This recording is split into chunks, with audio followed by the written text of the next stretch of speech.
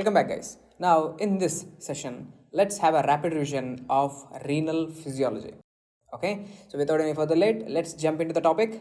How I'm going to discuss the renal physiology is mainly based on the previous year MCQs. Okay, I will be taking the previous year questions and I will go around the topic. Okay, what are all the important topics which you should know from the renal physiology. Okay, having said that, let's begin the renal physiology. Now, efferent arteriolar constriction causes all except here the concept which I want you to know for your exam is changes in GFR.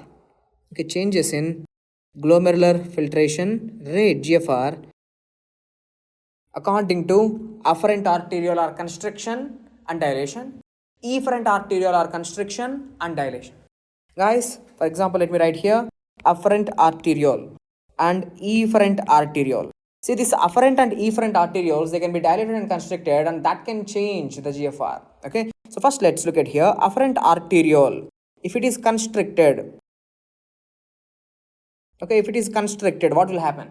If afferent, the one which brings the blood, if it is constricted, less blood will be coming to the glomerulus. So less blood flow, less hydrostatic pressure, so less glomerular filtration rate. So if afferent arteriole, if it is constricted, what happens to the GFR? GFR decreases. Okay, GFR decreases, right? And next, afferent arteriole, if it is dilated. Okay, if afferent arteriolar dilation, so more blood will be coming to the glomerulus, more blood flow will be there. More blood flow means more blood pressure, more hydrostatic pressure, so more will be the GFR. So GFR increases.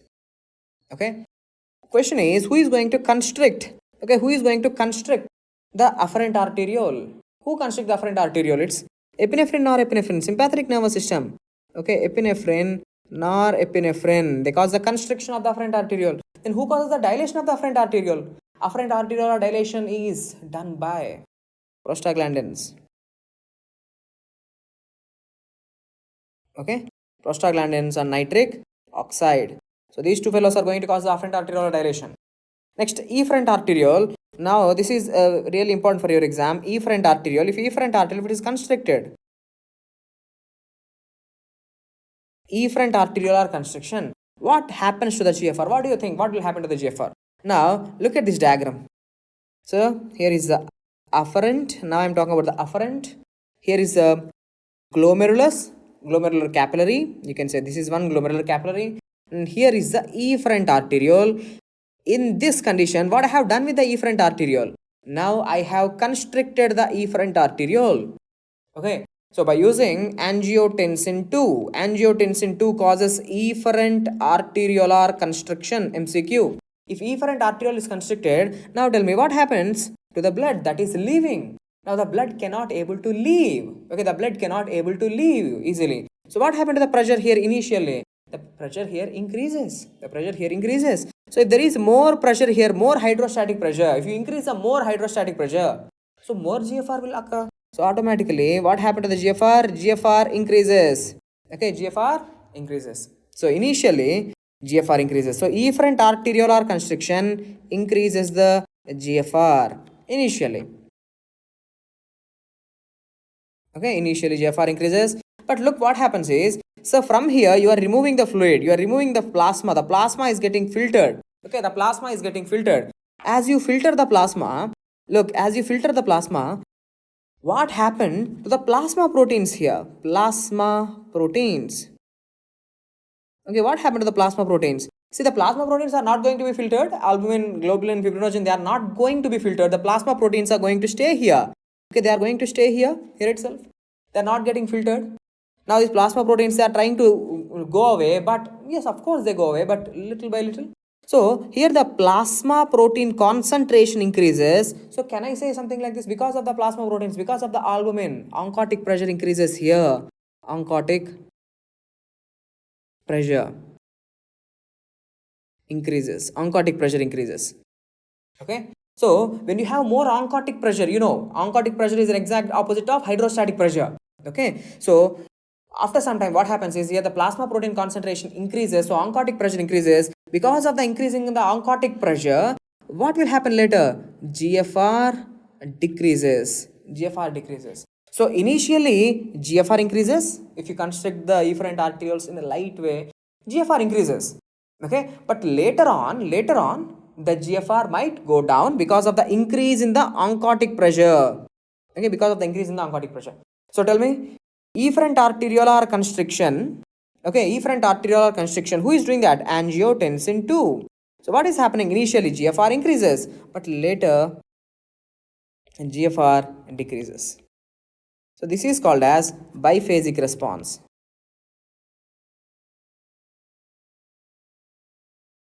Okay, this is called as what? Biphasic response.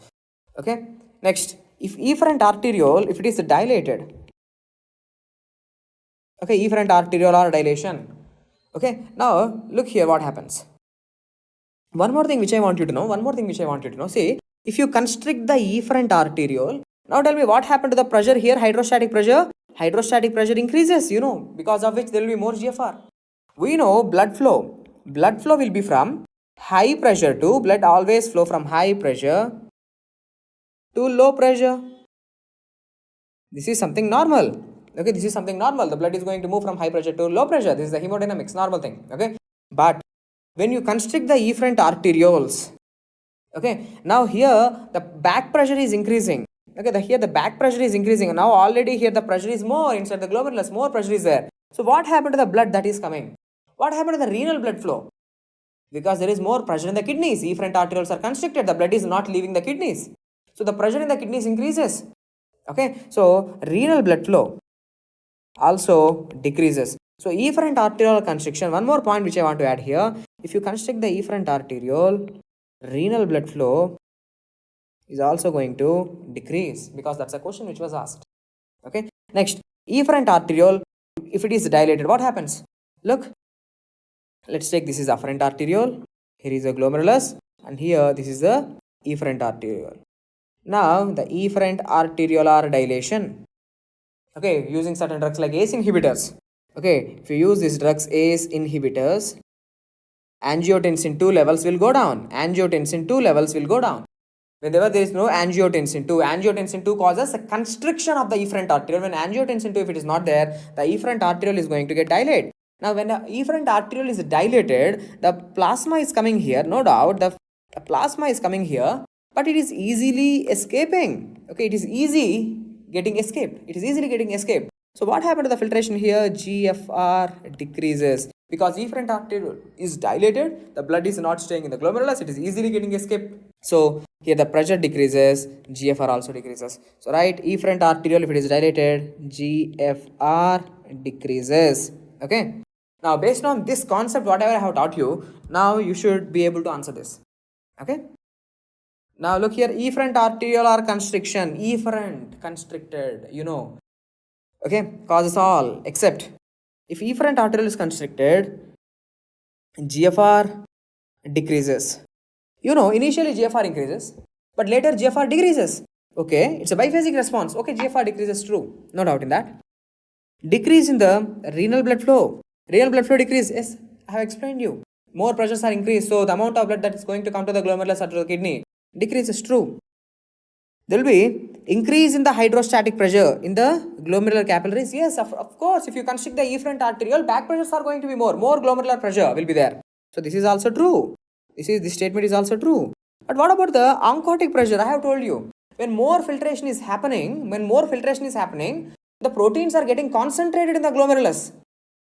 So the oncotic pressure is going to increase but not decrease. So decrease in the oncotic pressure, it's a false statement. So except, right? So it's a false statement. So the point which I want you to know is, if you constrict the efferent arteriole, oncotic pressure in the glomerular capillary and even the oncotic pressure in the efferent arteriole is also going to increase, because the proteins are going. Okay, the proteins are like at the end of the day, the protein should have to go into the efferent arteriole. So the more concentrated proteins will be seen in the efferent arteriole. So in the glomerulus, in the efferent arteriole, the protein concentration increases, the oncotic pressure increases. So this is the concept. Okay. Now after this, look, the concentration of which of the following substances decreases in the PCT? Okay, which of the following substance concentration decreases in the PCT? What do you think? Okay, sodium, sodium will be reabsorbed in the PCT. Almost 70% sodium will be reabsorbed. Glucose will be reabsorbed 100%, chloride will be reabsorbed, and even urea will be reabsorbed. Question is, concentration of which of the following substance decrease? A, B, C, or D, or even I will give you one more options. All. See here, the concentration of glucose is going to decrease, but not the other substance. Okay, the concentration of glucose is going to decrease, not the other substance. Because the concept here is, let me show you here. Okay, look at here. Now imagine, here is the nephron. Okay, here is a nephron. Here is a afferent, or let's say here is a glomerular capillary. Let me directly show you. Here is a glomerular capillary. Okay, now who is getting filtered? Sodium is getting filtered, chloride is getting filtered, glucose, okay, even water is getting filtered. All the substances are getting filtered in the plasma. In the plasma, of course, sodium, chloride, glucose, amino acids, urea, all these things are there. Okay, see, for example, imagine there are 100 sodium molecules that are getting filtered. 100 sodium. How many chloride are getting filtered? 100 chloride. How many glucose molecules getting filtered? 100. How many water molecules are getting filtered? 100 ml plasma is getting filtered. Imagine 100 water molecules are there. Let's say something like this. Now in the PCT, you know how much sodium will be reabsorbed? How much sodium will be reabsorbed? 70% sodium will be reabsorbed. Okay, 70%. How much chloride will be reabsorbed? 70% chloride will be reabsorbed. How much water will be reabsorbed? 70% water will be reabsorbed. Now, let's see here in the Bowman's capsule. See, for every one water molecule, look, how many sodium are there? One sodium is there. How many chloride are there? One chloride molecule is there. And how many glucose molecules are there? One glucose molecule is there. Okay. So, they are in 1:1:1:1 ratio. All are 1. So, one water molecule, one sodium, one chloride, one glucose molecule is there. Okay. But what is happening here in the PCT? So, there is 70% sodium reabsorption, 70% chloride, 70% water reabsorbed. But look at the amount of glucose that is getting reabsorbed. See, there is 100% glucose that is getting reabsorbed. 100% glucose. So what happened to the glucose concentration here in the initial part of the PCT itself, in the beginning of the PCT itself? In the beginning of the PCT itself, the glucose becomes 0. The glucose concentration becomes 0. But look at the sodium. How much sodium is left over here?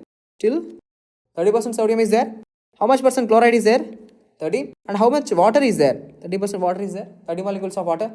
So here look in the PCT, for every molecule of water, here also one molecule of chloride is there and one molecule of sodium is there. So here the concentration is maintained. The concentration of sodium chloride is maintained. But whose concentration is going down? It's the glucose concentration. Same is with the urea also. Okay. So glucose concentration decreases, but not the sodium chloride or urea concentration. Okay. So remember, the important point which I want you to know for your exam is concentration of which of the following substance decreases? The glucose concentration decreases, amino acid concentration decreases. Okay. Now that's why we say the most important point in the PCT. In PCT, what is the osmolarity? What is the osmolarity of urine? Okay, what happened to the urine osmolarity? See, same. 70% sodium is reabsorbed and 70% water is reabsorbed. So, the solutes and solvent, look here carefully, the solutes and solvent, they are reabsorbed in same proportion.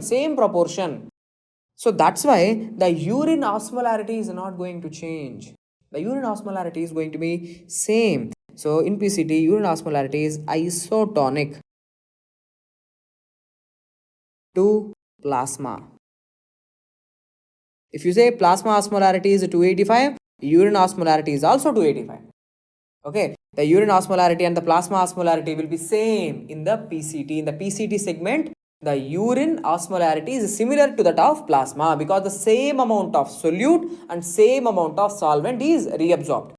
Okay, and this water reabsorption. One more important MCQ which I want you to know in your exam. See, 70% sodium is getting reabsorbed. So because of that, 70% water is getting reabsorbed. So this is called as obligatory water reabsorption.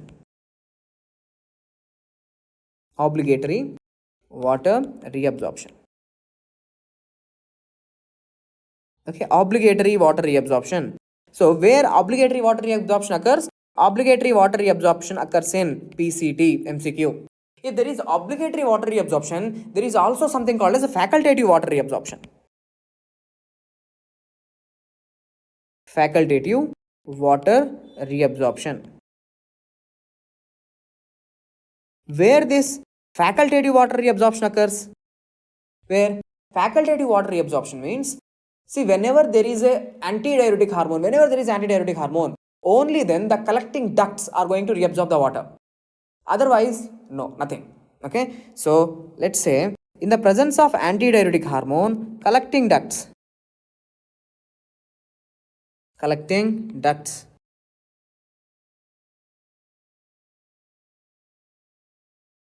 becomes water permeable. Okay, only in the presence of antidiuretic hormone. Okay, only in the presence of antidiuretic hormone, the collecting ducts become water permeable, means water reabsorption occurs in the collecting duct. So such kind of water reabsorption is called as facultative water reabsorption. What are the MCQ points? Look here. Obligatory water reabsorption occurs in. Okay, obligatory water reabsorption occurs in PCT. Facultative water reabsorption occurs in collecting ducts under the influence of which hormone? Antidiuretic hormone.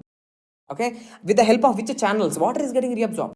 Okay, water is getting reabsorbed. Facultative water reabsorption in the collecting ducts. Water is getting reabsorbed with the help of a channel called as aquaporin 2 channel. Aquaporin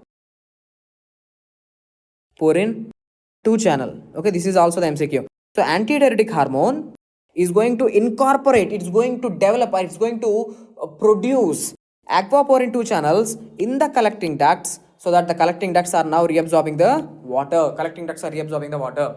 So these are the important points which I want you to know. So finally, what is the answer?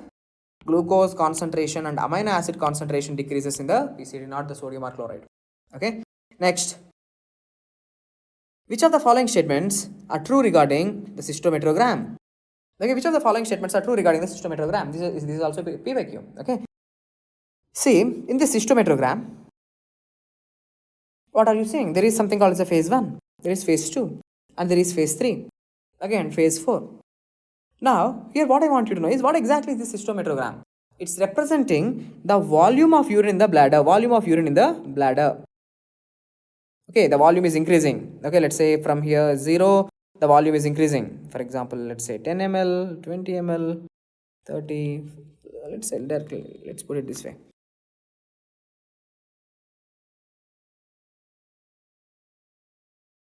Okay, let's say something like this. So here I am talking about the bladder volume, how much volume. Okay, now here on x-axis I have discussed about the volume, on y-axis I am discussing about the pressure. Okay, I am discussing about the pressure. Now try to imagine the bladder is getting filled. The bladder is getting from here are the kidneys, here are the ureters, and here is the bladder. The bladder is getting filled with the urine. As the bladder is getting filled with the urine, bladder stretches or not? Yes, it stretches. So as the bladder is getting filled with the urine, what happened to the pressure inside the bladder? You think urine is coming into the bladder. So what happened to the pressure in the bladder? Okay, the pressure in the bladder initially increases. So that's why look here, the pressure is increasing initially. Okay, initially the pressure increases. So this phase 1, bladder filling started. Bladder filling started. Okay, bladder filling started. Right, the bladder filling started. Pressure increases. But later on, okay, bladder is a hollow organ, right? What happens is with the upcoming urine, your bladder will start to distend. Okay, the bladder will start to distend. Bladder is highly plastic substance. Okay, highly compliant. So with the amount of upcoming urine, the bladder is going to distend. There is distension of bladder. Because of this distension, the pressure in the bladder is not raising sharply. The pressure in the bladder is almost maintained relatively, like almost same. Okay, so the pressure in the bladder is not increasing sharply. So this phase is called as phase 2. Okay, phase 2. What is happening here? Bladder filling continues.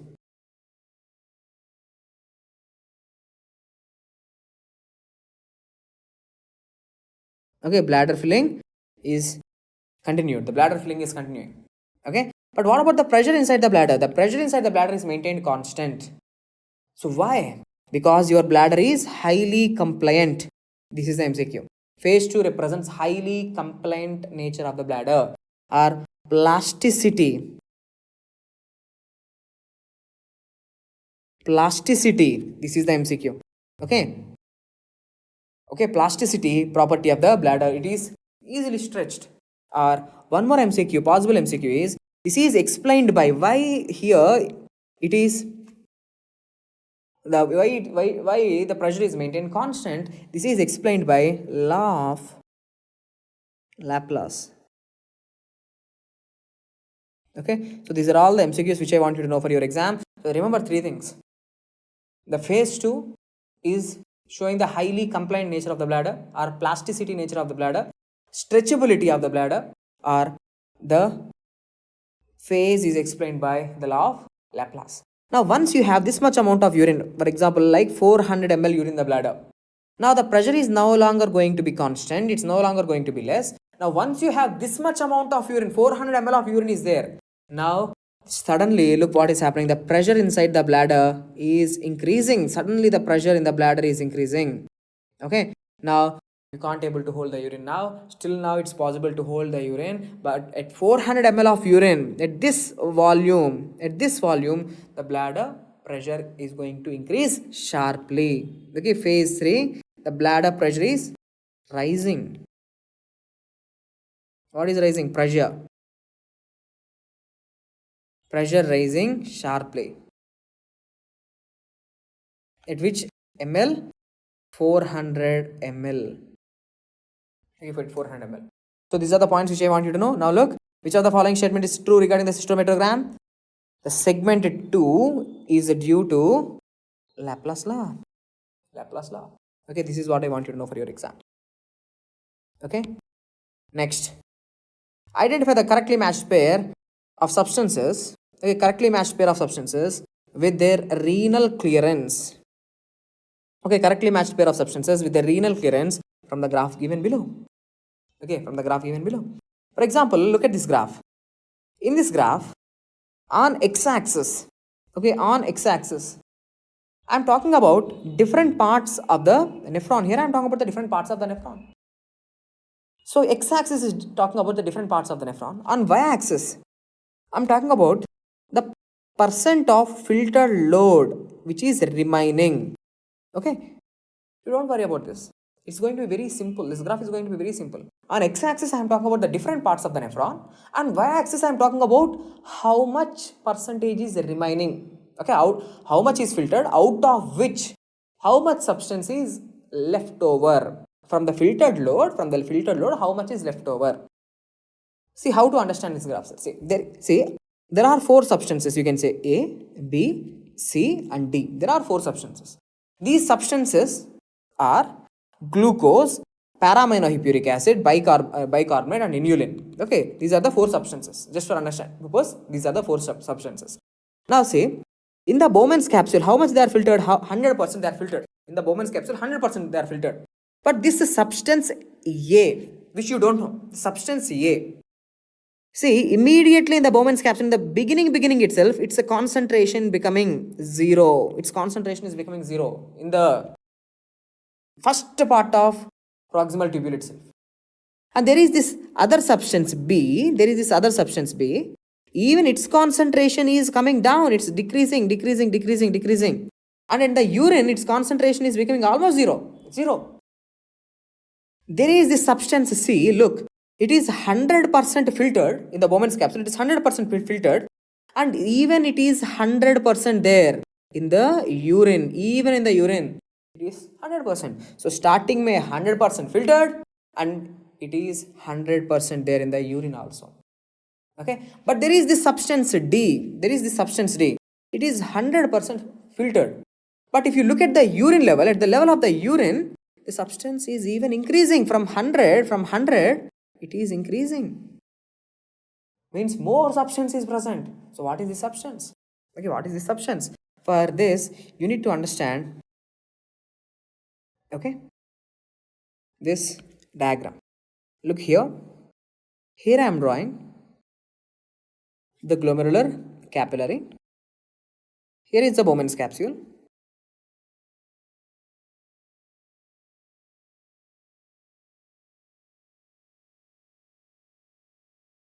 Okay, here is the Bowman's capsule. Now look, there is this one substance. For example, let's say 4 substances. First substance I am talking about is glucose. Glucose is a highly important substance. So for example, let's say 100 molecules of glucose is filtered. Second, 100 molecules of bicarbonate is filtered. Okay, 100 molecules of bicarbonate.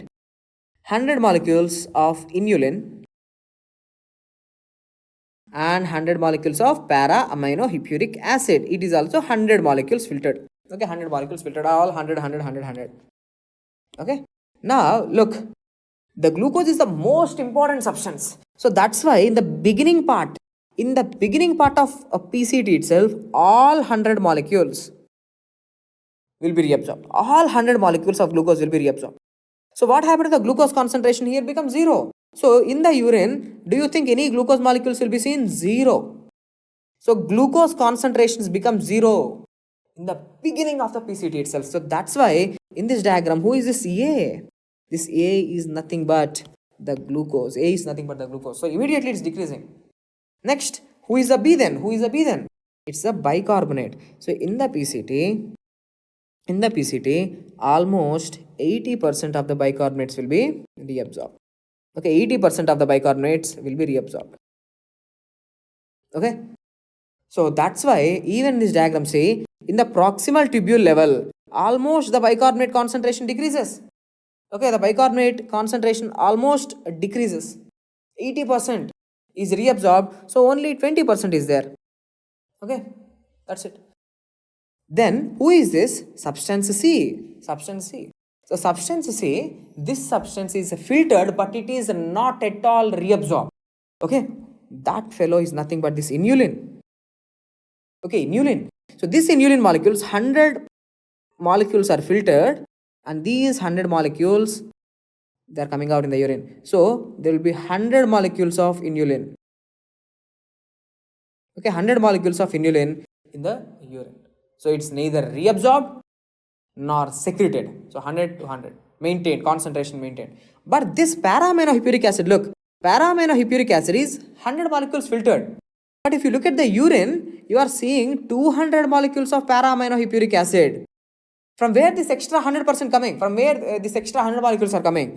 It's coming from the paratubular capillaries. Okay, see, your nephron is surrounded by the paratubular capillaries, you know, the blood vessels are there. Now these blood vessels, what they are doing? They are also secreting the para-aminohippuric acid. The para-aminohippuric acid, it is not reabsorbed, but it is secreted. It is not reabsorbed, but secreted. So that's why here 100 molecules filtered. The other 100 are coming from the tubular secretion.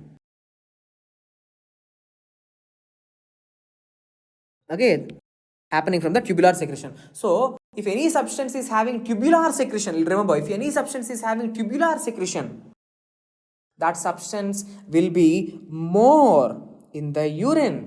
That substance will be more in the urine. Okay, so when compared to the glomerular filtration rate, in the glomerular filtration rate, only 100 molecules of para-aminohippuric acid are filtered. But there are 200 molecules of para-aminohippuric acid in the urine, which means that substance has tubular secretion property. So what is the answer here? So this D is nothing but para-aminohippuric acid. And who is the C? The C is inulin. Okay, so now look here. The answer is A should be glucose, B should be bicarbonate, C should be inulin, and D should be para-aminohippuric acid. So this is the answer. Okay, and now some important points let me discuss here. Inulin. Okay, inulin. See, inulin, it is a best marker. It's a best marker. Our gold standard agent.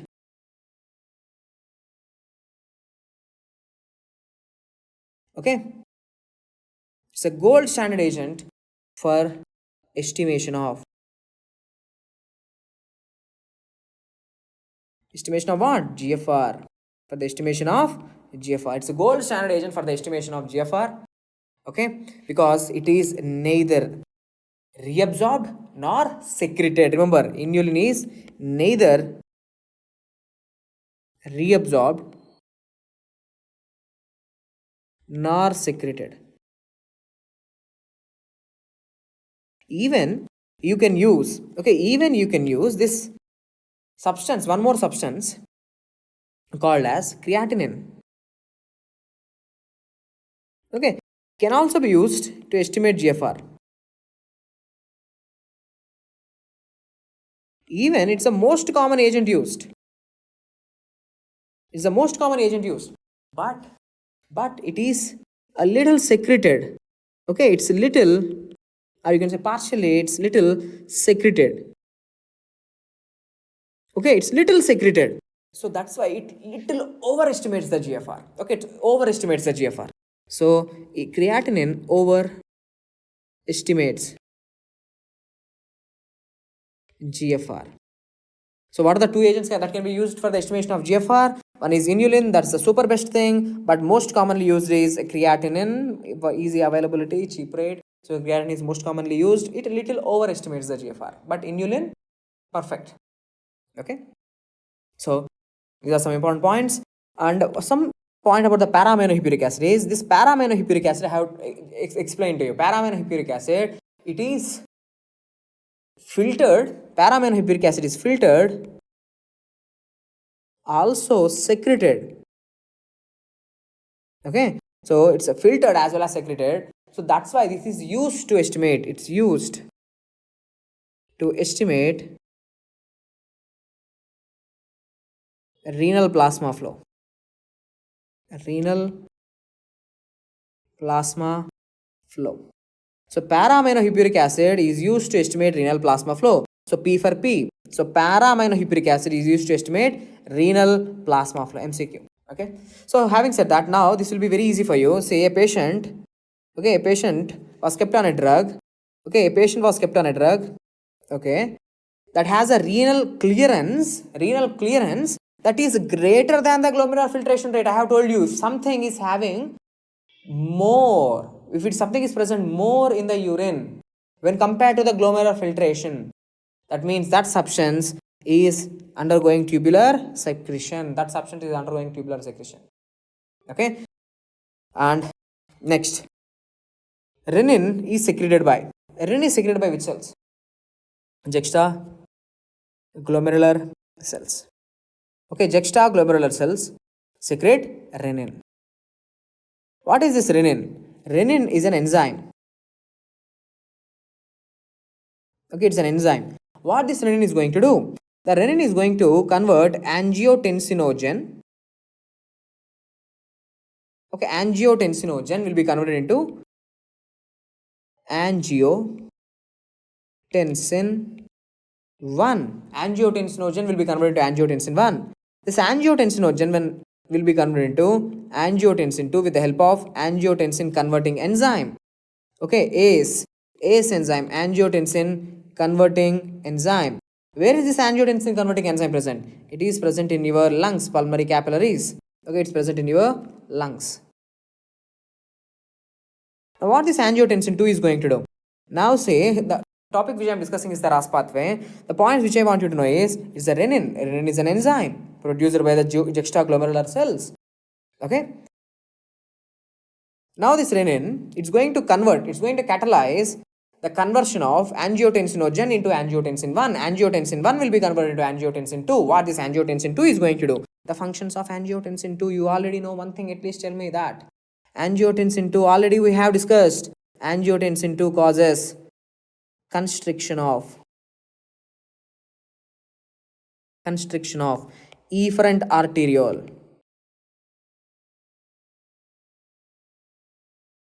Okay, constriction of efferent arteriole. You know, constriction of efferent arteriole is going to cause a biphasic response. Initially, GFR increases, later decreases. One function, angiotensin 2 is going to act on adrenal cortex. Adrenal cortex. If it's acting on the adrenal cortex, that's going to stimulate the release of aldosterone. Okay, that's going to cause the release of the aldosterone. Angiotensin 2 it's going to cause the angiotensin, the name itself, it's going to cause the constriction of blood vessels. It's going to cause the constriction of blood vessels. Okay, this is one function. One function is adrenal cortex stimulation leading to the release of mineralocorticoid, that is aldosterone, constriction of the blood vessels, constriction of efferent arteriole, and not only that, angiotensin 2 also going to stimulate thirst center. Thirst center. When thirst center is stimulated, you know, you will take more water, you will drink more water. Okay, so you are going to drink more water, so that increases your blood volume. So these are the functions of the RAAS pathway. So these are the functions of RAAS pathway. So what RAAS pathway is doing? RAAS pathway, renin-angiotensin aldosterone system. Okay, with the help of angiotensin 2, it's going to release aldosterone, causes the constriction of the blood vessels, constriction of efferent arteriole, and stimulation of thirst center. Stimulation of thirst center. Now, a few more points which I want you to know for your FMG exam is that, see, imagine this is the juxtaglomerular cell, JG cell, juxtaglomerular cell. Now this juxtaglomerular cell is going to produce what? It's going to produce enzyme, that is renin. But when? What is the stimulus? What is the stimulus? There should be a stimulus, right, for the release of this renin. What is the stimulus for this release of renin or for the activation of RAAS pathway? First stimulus is these cells, on these cells, there are beta 1 receptors present. Okay, on these juxtaglomerular cells, which receptors are present? Beta 1 receptors are present. So sympathetic nervous system. Okay, sympathetic nervous system is going to release the neurotransmitters epinephrine, norepinephrine. So sympathetic stimulation or beta 1 receptor stimulation, MCQ, beta 1 receptors on JG cells, beta 1 receptors on JG cells. So sympathetic stimulation is going to activate the renin release. Okay, renin release. Next, one more point which I want you to know is, not only that, one more stimulus is hyponatremia.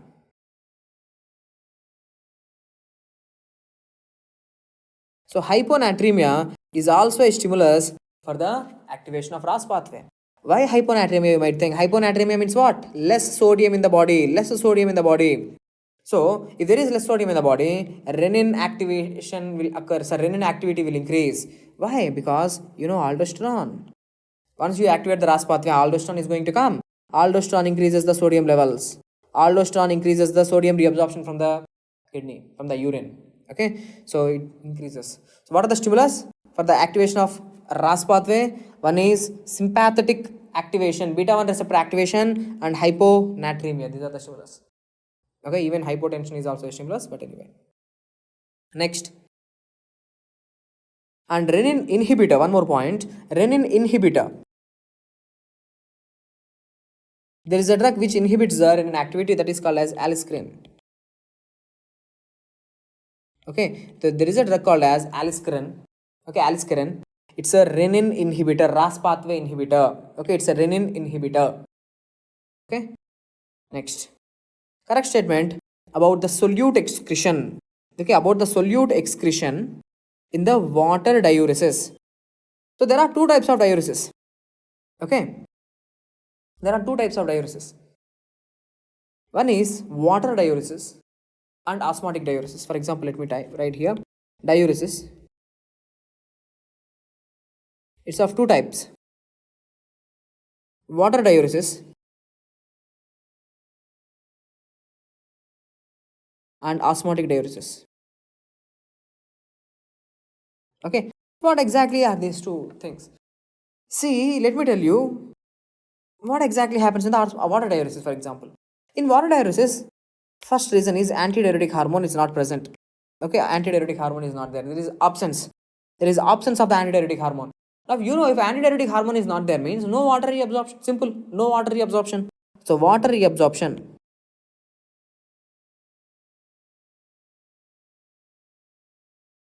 decreases, water reabsorption decreases. So more water is losing in the urine. More water is losing in the urine. That's it. Simple, water is going out. It's not dependent on the solutes. There is no such thing. Okay, there is no such thing. Solutes are not going out. Simply water is going out because there is no antidiuretic hormone. Okay. It can be seen with diabetes insipidus. You know, diabetes insipidus. Okay, craniogenic diabetes insipidus. Craniogenic diabetes insipidus or central diabetes insipidus. There is no antidiuretic hormone, lack of antidiuretic hormone. So no antidiuretic hormone means no water reabsorption in the collecting ducts. So water is going out. Okay, so there is nothing to do with the solutes here. Next here, osmotic diuresis. Osmotic diuresis means, see, you are increasing the excretion of solutes. Okay, there is some condition where there is increased excretion of solutes. Okay, osmotically active solutes, I should say. Osmotically active solutes. You are increasing the solution excretion of the osmotically active solutes. For example, because of some reason, more glucose is going out of the urine. Diabetics. More glucose is there in the plasma, more glucose is filtered, and more glucose is going out of the body. You know, glucose is highly osmotically active. Along with the glucose, more water will also be going out. So it's more excretion of solutes leading to more excretion of water. This is called as osmotic diuresis. Okay, so more glucose going out, more water will go out. If you use, for example, drugs like loop diuretics or thiazide diuretics, more sodium is going to go out in the urine, more sodium will be excreted. As more sodium is going out of the body, more water goes out of the body. Sodium takes water along with it. Okay, sodium takes water along with it. So there is more solute excretion, more water excretion. So these are the two types of diuresis. Again, let me show you here. See, water diuresis. I have told you. Okay, increase urine volume. More volume is going out. Results from increased excretion of pure water. Only water is going out. Okay, why? What might be the reason? The reason might be there is a lack of antidiuretic hormone. Okay, antidiuretic hormone is not there. There is a deficiency of antidiuretic hormone. So that's why, see, if antidiuretic hormone is administered, automatically it stops the diuresis. Diuresis is going to stop. Okay, if it is due to lack of antidiuretic hormone. Okay, or excess ingestion of water. Now there are certain people who are like drinking water again and again. There is something called as a psychogenic polydipsia. What they will be doing is they will be drinking water. So more water will be coming out of your body. This is something normal. If you drink more water will come out. That's also an example of water diuresis. There is nothing to do with the solutes. Okay, so this is water diuresis. Even here, say water diuresis, increase urine flow. There is no change in solute excretion. Whatever the solutes are getting excreted, they are excreted. There is no increase in solute excretion. What are the causes? Look, the causes are excess water ingestion, psychogenic polydipsia, or lack of antidiuretic hormone. I have explained to you. Okay, these are the problems. Or defect in the antidiuretic hormone receptors. Antidiuretic hormone, hey, it's there, but the receptors are mutated. That is nephrogenic diabetes insipidus. So these are all the causes.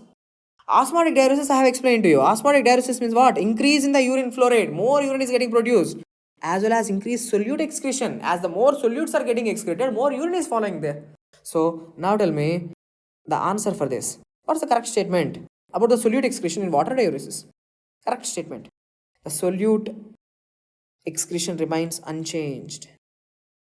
Solute excretion is not going to be changing. It's not increasing, it's not decreasing, it remains unchanged. Whatever the solutes are going, they are going, but it's not increased, neither decreased. Okay? Neither increased nor decreased. So that's it. Next, PYQs. The protein in the glomerular basement membrane. What is the protein in the glomerular basement membrane? That is responsible for the charge-dependent filtration. Charge-dependent filtration. What is that? You know, the glomerular basement membrane, it is having which charge? Negative charge. Okay, it's having which charge? Negative charge. Now, why it is having this negative charge? This negative charge is because of heparan sulfate. Okay, heparan sulfate and sialoproteins. Heparan sulfate, sialoproteins and glycoproteins. Okay, so the presence of these substances, you know, these are all the proteins. Proteins are negatively charged substances. So because of the presence of these substances, the glomerular basement membrane is having negative charge. Now, what is the importance of this negative charge? Importance. The importance of this negative charge, it repels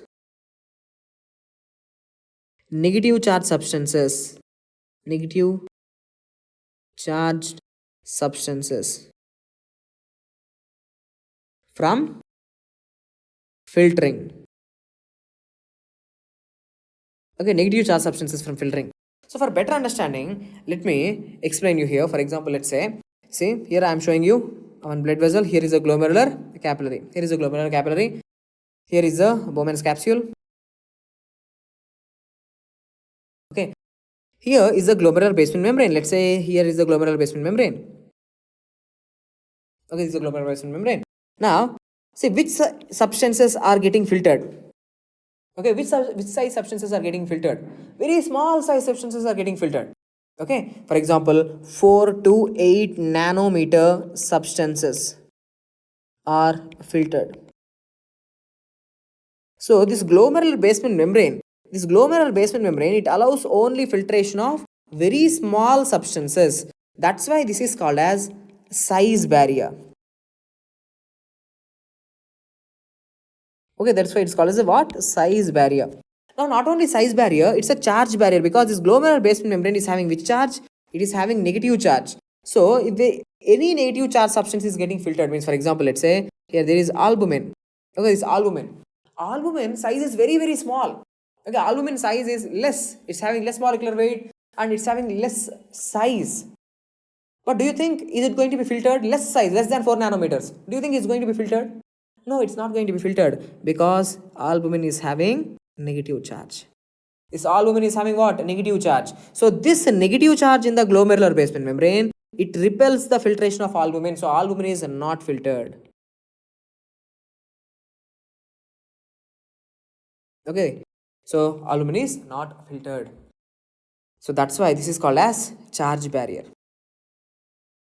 Charge barrier.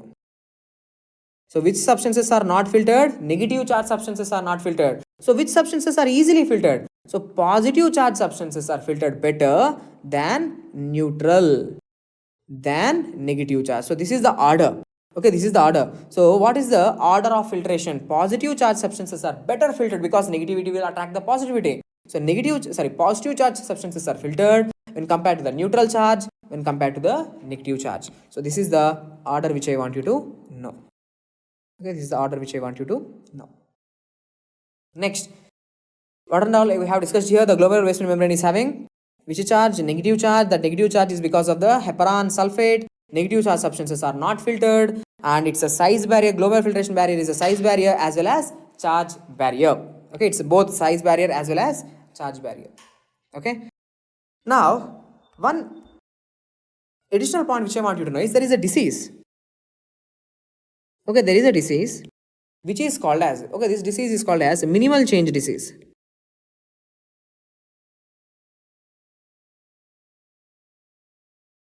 In this disease, there is a loss of negative charge. Okay, there is a loss of negative charge of glomerular basement membrane. So the glomerular basement membrane negative charge is lost. So when the negative charge is lost, what happens to the albumin? Now albumins are not getting repelled. So there will be selectively, only albumins. Okay, there will be selective albumin urea. So there will be selective albumin urea. There is selective loss of albumins in the urine. This is called as selective albumin urea. So selective albumin urea is seen with which disease? Minimal change disease. So proteins are going out of the body. Which proteins? Albumins. So that's why this is an example of nephrotic syndrome. Nephrotic syndrome. So tell me, in which nephrotic syndrome? Nephrotic syndrome means you are losing the proteins. How much proteins? More than 3.5 grams per day. If you lose this much amount of proteins, if you lose this much amount of proteins in the urine because of some kidney problem, if you are losing this much amount of proteins in the urine, then it is called as a nephrotic syndrome. One example of nephrotic syndrome is minimal change disease. What happened there? There is a loss of negative charge of the glomerular basement membrane. So there is selectively albumin urea. Selective albumins are lost. Selectively albumins are going out in the urine. Okay, a lot of times this question has been asked. And what is the treatment for this? It is usually seen in children. Okay, most common nephrotic syndrome in the children. Okay, it's the most common nephrotic syndrome in the children. And it is easily treated with steroids. Very important for your exam. Okay, so with this, we have also completed this MCQ and important related points.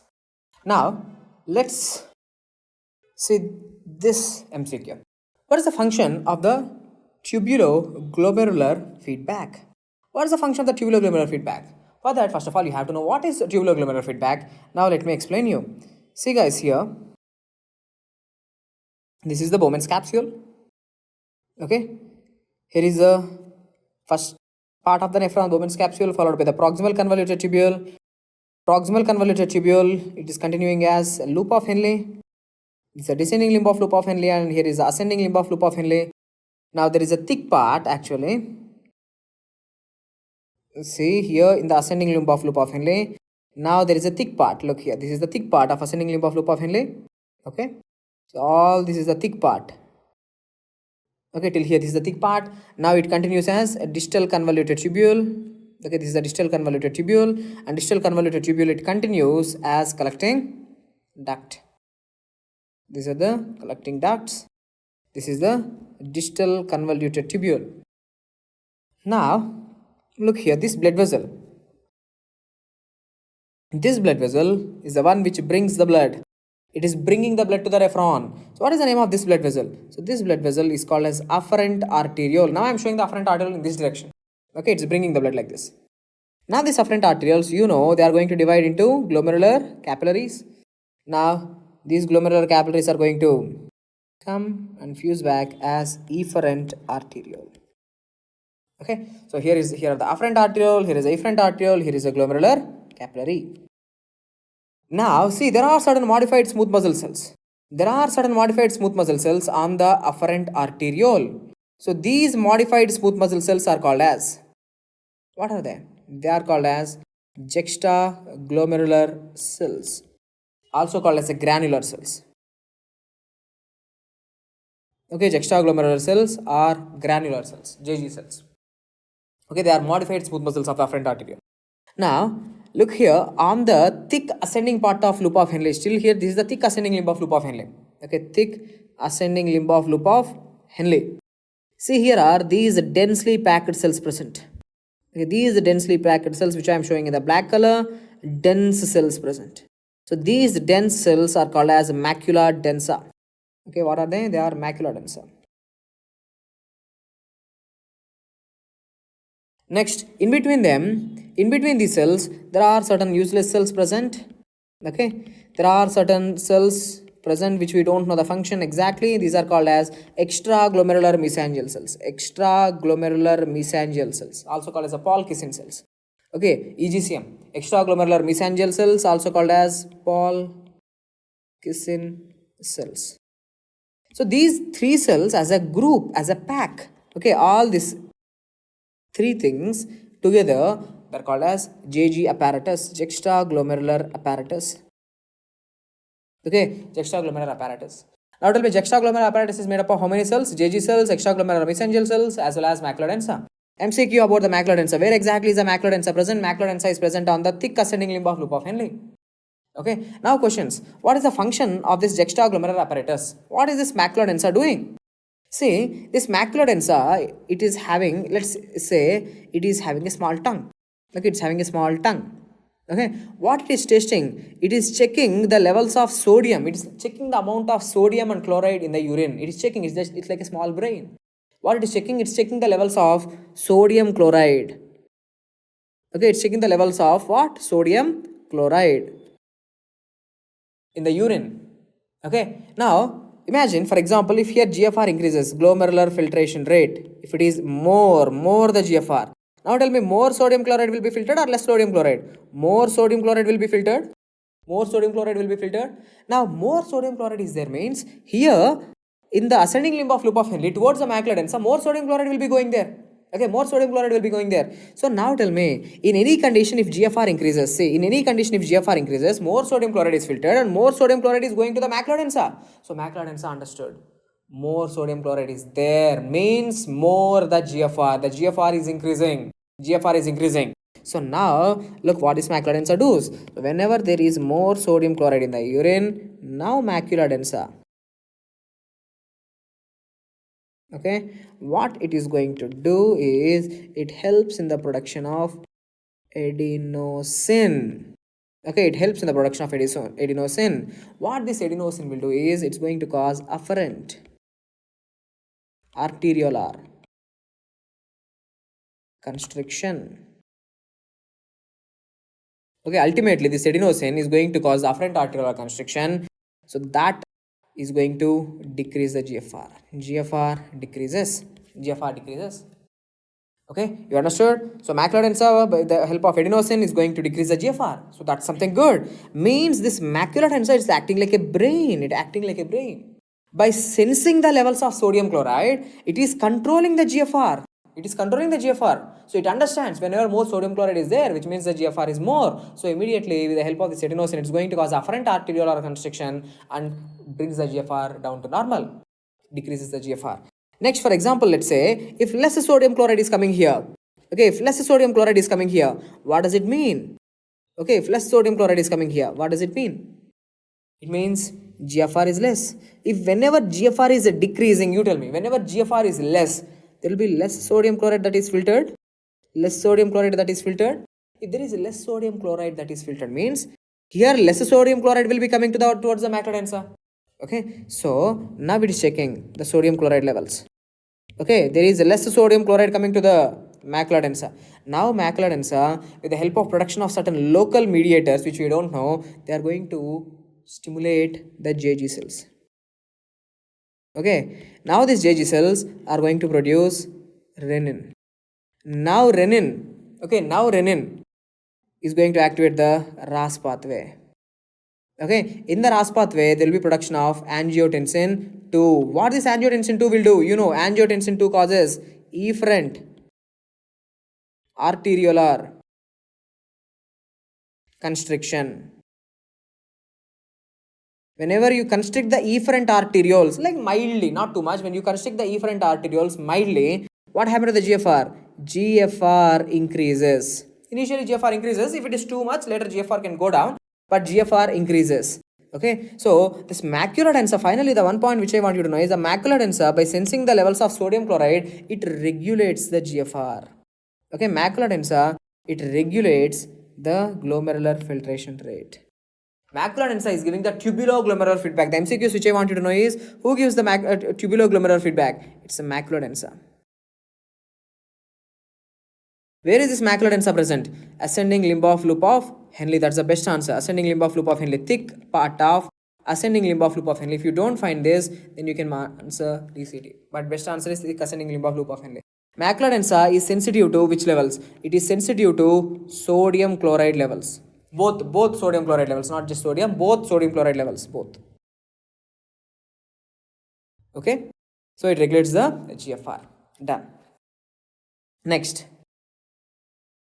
according to the myogenic hypothesis, okay, according to the myogenic hypothesis, the renal autoregulation, okay, according to the myogenic hypothesis of renal autoregulation, the afferent arterioles contract in response to the stretch induced by. So what is this thing? You have to know this myogenic hypothesis of renal autoregulation. Okay, renal autoregulation. What exactly is this? See, GFR, it's actually regulated. GFR is regulated. Let's say easily GFR, it is regulated with the help of tubuloglomerular feedback.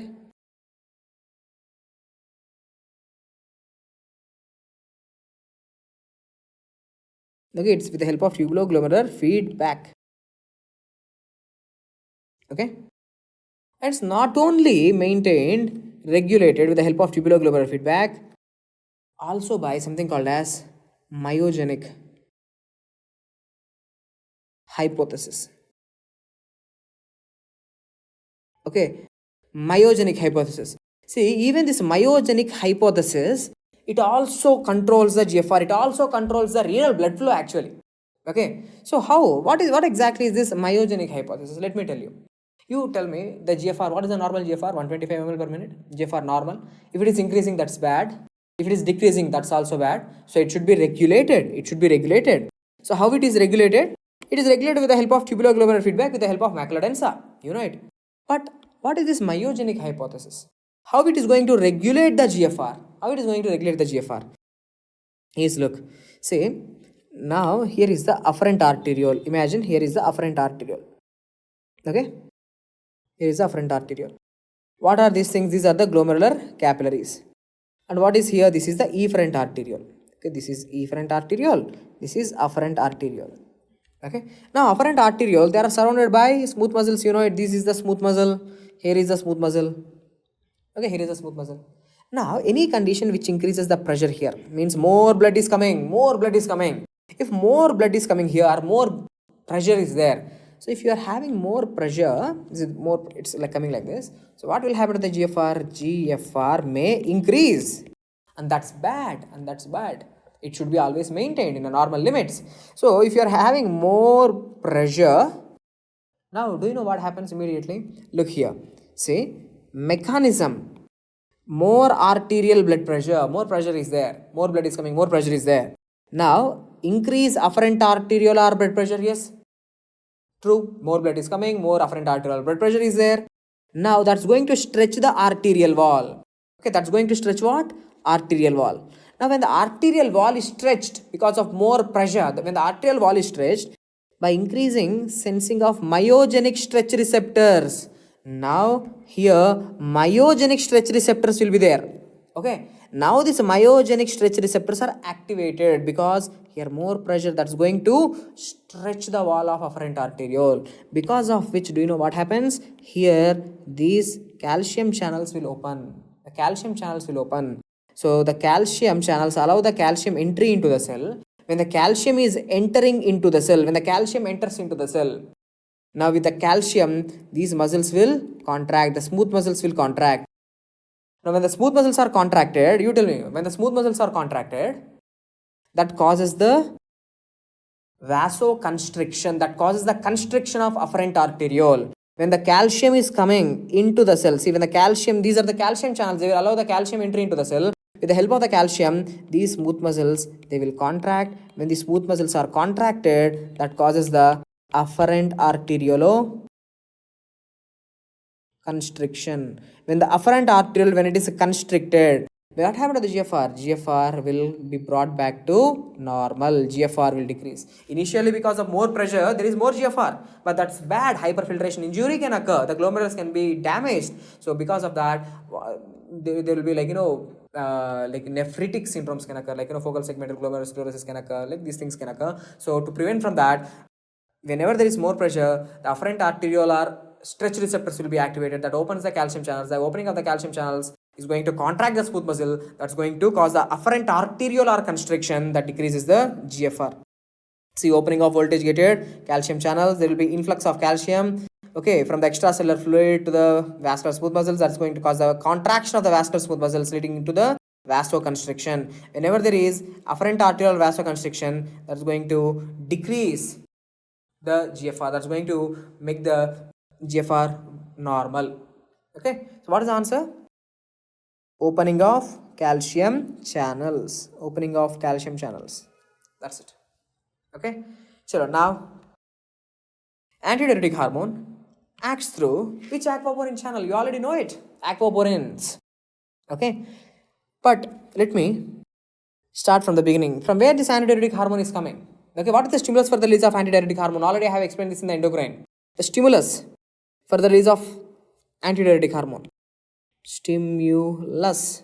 You are getting dehydrated, man. You are getting dehydrated. Okay, you are getting dehydrated maybe because of sweating. Okay, you are sweating and you are losing the fluids. You are getting dehydrated. When you are getting dehydrated, you are losing the fluids. What happened to your plasma osmolarity? You are losing the fluids, right? So plasma osmolarity increases. Now your plasma is becoming hypertonic. So this increase in the plasma osmolarity is the stimulus for the release of antidiuretic hormone. This is the stimulus for the release of antidiuretic hormone. Okay, antidiuretic hormone is going to be released. Now this antidiuretic hormone, where it will come? This antidiuretic hormone is going to come and act on the last part of the nephron. Okay, so here are the receptors. These receptors are called as the V2 receptors. Now antidiuretic hormone is going to come and act here on this V2 receptors.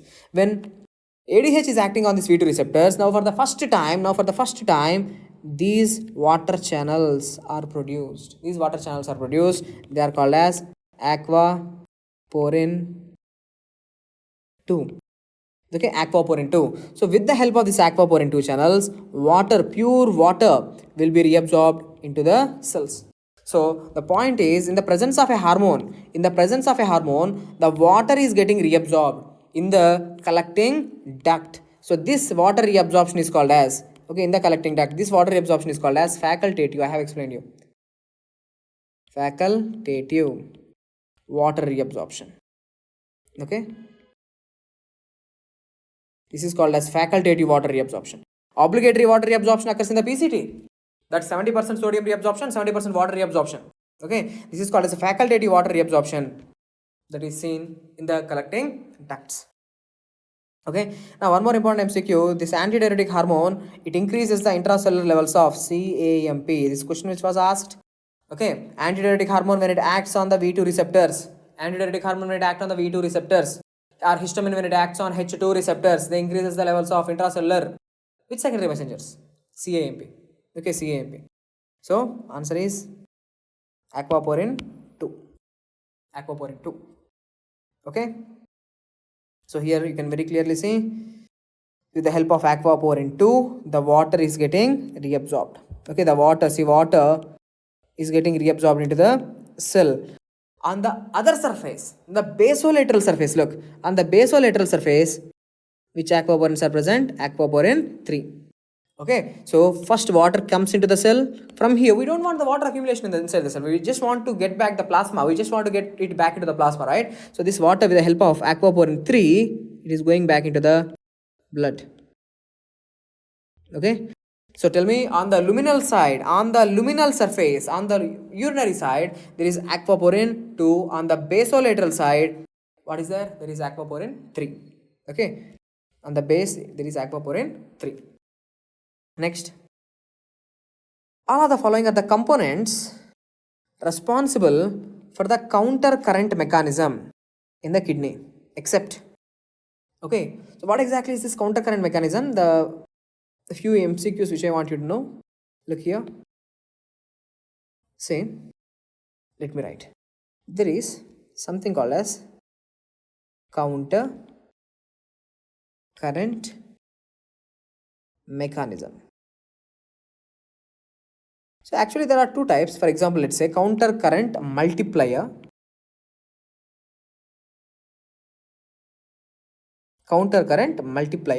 and countercurrent exchanger. Okay, countercurrent multiplier and countercurrent exchanger. So what exactly is this countercurrent multiplier doing? See, this countercurrent multiplier, it is responsible for generation of,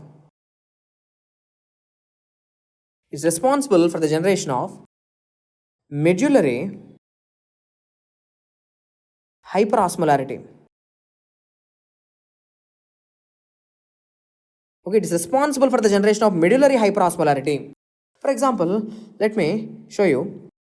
Let's look at here. See, this is the renal pyramid. Okay, here I am showing the renal pyramid. So this is the cortex, and here is the medulla.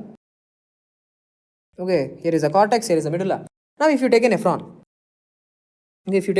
here, see, these nephrons, okay, they are going like this, down. So this is the descending limb of loop of Henle, and here is the ascending limb of loop of Henle. Okay, here is the ascending limb of loop of Henle. And here is the distal convoluted tubule, you know the story. And again, collecting ducts will be coming down. Here the point which I want you to know is, look, here in the cortex, the osmolarity, in the cortex, the osmolarity is 300, means similar to the plasma, let's say 285 or 300. Let's take a round figure, 300. The osmolarity is similar to the plasma. But look here, in the medulla, what happens to the osmolarity when you are going deep into the medulla? The osmolarity is increasing.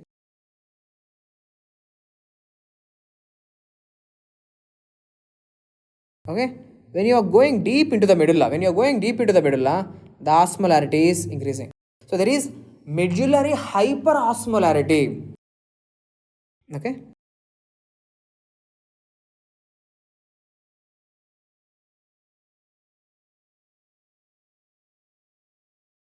So who is responsible for this corticopapillary gradient? There is a gradient, sir. See, when you are going from cortex to the medulla, okay, corticomedullary gradient or corticopapillary gradient, this tip is called as a papillae. So there is a gradient, it is kept on increasing. So who is responsible for this?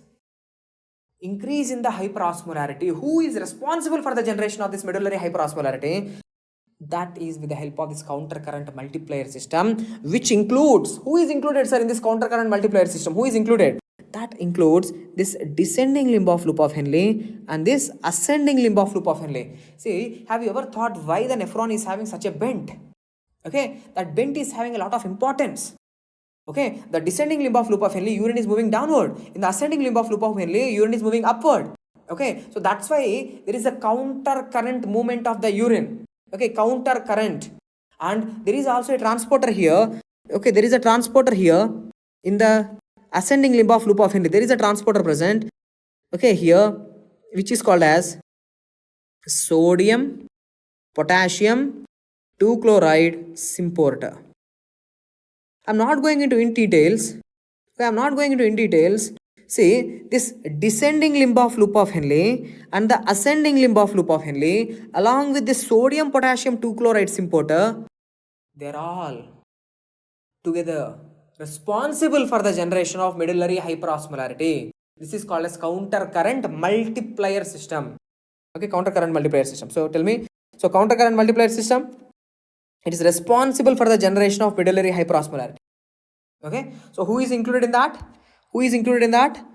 One is the sodium potassium 2-chloride symporter.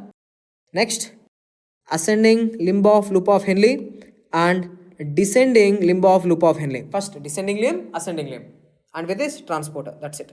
So these are the MCQ points. Next, generation completed. After generation, you need to maintain it. It should be always maintained.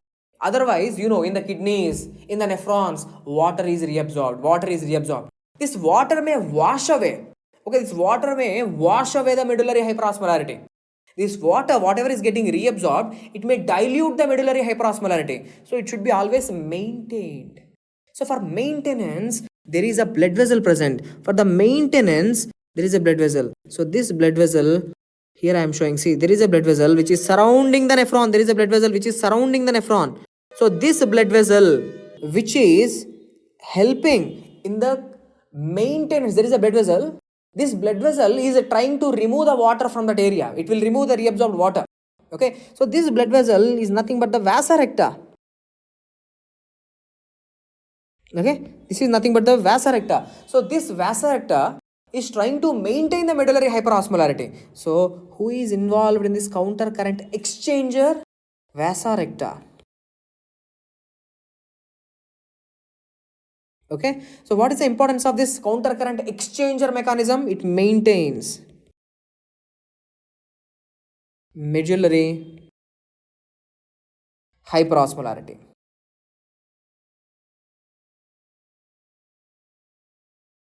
Okay, it maintains the medullary hyperosmolarity. So now tell me what should be the answer? All of the following are the components responsible to the countercurrent mechanism of the kidney, except ascending limb is responsible, descending limb is responsible. Okay, see, now all of the following are components except, so sodium outflow in thick ascending limb of loop of Henle. Yes, thick ascending limb of loop of Henle is involved. Water outflow in thin descending limb of loop of Henle. Yes, okay. Sodium outflow in the thin ascending limb is involved. Flow of tubular fluid from PCT to DCT. No, this is not involved. So PCT and DCT, they are not involved in the countercurrent exchangers. Okay, they are not involved in the countercurrent exchangers. Okay, so I have explained you for your exam. Again, I am telling you, countercurrent multiplier system is responsible for the generation of medullary hyperosmolarity, and countercurrent exchanger system with the help of vasa recta maintains the medullary hyperosmolarity. So generation and maintenance. All of the following are true regarding the endothelin 1, except, see, wherever you see the word endothelin, it's going to be a smooth muscle contractant.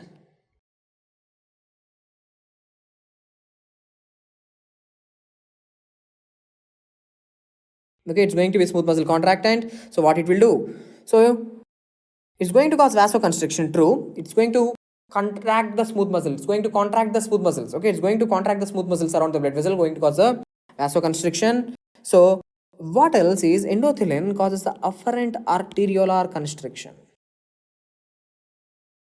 Okay, afferent arteriolar constriction. When the afferent arteriole is constricted, endothelin causes the afferent arteriolar constriction. When the afferent arteriole is constricted, the GFR decreases. So this is also true statement. True statement. And endothelin, it increases the calcium levels. Endothelin increases the IP3 levels. Endothelin, it increases the inositol triphosphate levels, secondary messenger, that further increases the calcium levels inside the cardiac cells. So that has an inotropic effect. Okay, it has an inotropic effect, but it's not a dilator, it's not a dilator, it's not a vasodilator, it's not a bronchodilator. Okay, so this is the wrong statement. It's not a dilator, it's a contractant. It's the smooth muscle contractant. If the smooth muscles are contracted, means that's going to cause the constrictions but not the dilations. So this is the wrong answer. Okay, next, kidney responds to shock by. Okay, kidney responds to shock by. Now tell me, what exactly shock? During shock, your BP is decreasing. Okay, your BP is decreasing. And what happened to the perfusion to your tissues? The perfusion is also decreasing. So maybe the person is having hypovolemic shock. Okay, so his BP is decreasing, his perfusion to the tissues is decreasing.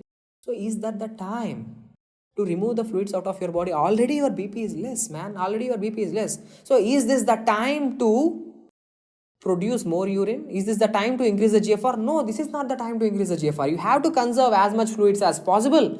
So to increase the BP, you require the fluids. So during shock condition, what happens is you have to decrease the GFR. Okay, you have to decrease the GFR. So how can you decrease the GFR? By causing afferent arteriole to constrict. Okay, so during shock, afferent arteriole will be constricted. During shock, sympathetic nervous system is going to be active, so epinephrine is going to be there. That's going to cause the afferent arteriolar constriction. Whenever there is afferent arteriolar constriction, GFR should go down, and that's a good thing.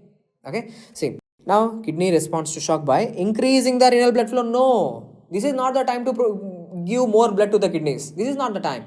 Because if you give more blood to the kidneys will filter and remove the fluid out of your body. So during shock, actually there is a decrease renal blood flow. Okay, so let me write, there is decrease renal blood flow. Okay, next, increases afferent arteriolar resistance. Yes, this is true. By you are doing the afferent arteriolar constriction. If you do the afferent arteriolar constriction, the resistance is going to be more. Yes, this is also true. Increases the GFR. This is false. It's not increases the GFR, it decreases the GFR. Okay, it should be decrease the GFR. So both 2 and 3, this is definitely wrong. So tell me, kidney responds to shock by how? Increases the afferent arteriolar resistance. Increases the afferent arteriolar resistance. Okay. Now let's talk about something related to the kidneys and glucose. Okay, a patient has a glucose levels of 200 milligrams per deciliter. Okay, high glucose is there. You know what is the normal glucose levels? During fasting, it should be 80-90. Okay, 80-90. But here, a patient is having a blood glucose levels of 200 milligrams per deciliter, and his GFR, let's say it's 90 ml per minute. Okay, this much glucose is there, and this much is his GFR. What is the amount of glucose excreted? Okay, how much glucose is getting excreted? Okay, if the transport maximum of this patient is 150 milligram per minute. Okay, 150 milligram per minute. So what is this transport maximum? Maximum glucose that can be absorbed.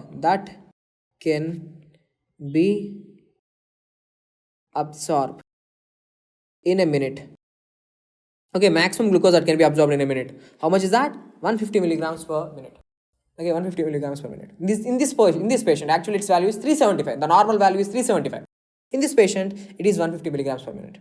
So let's see how much glucose is going to be excreted. Very simple. Don't panic. Very simple. Let's look at here. Here is the glomerular capillary.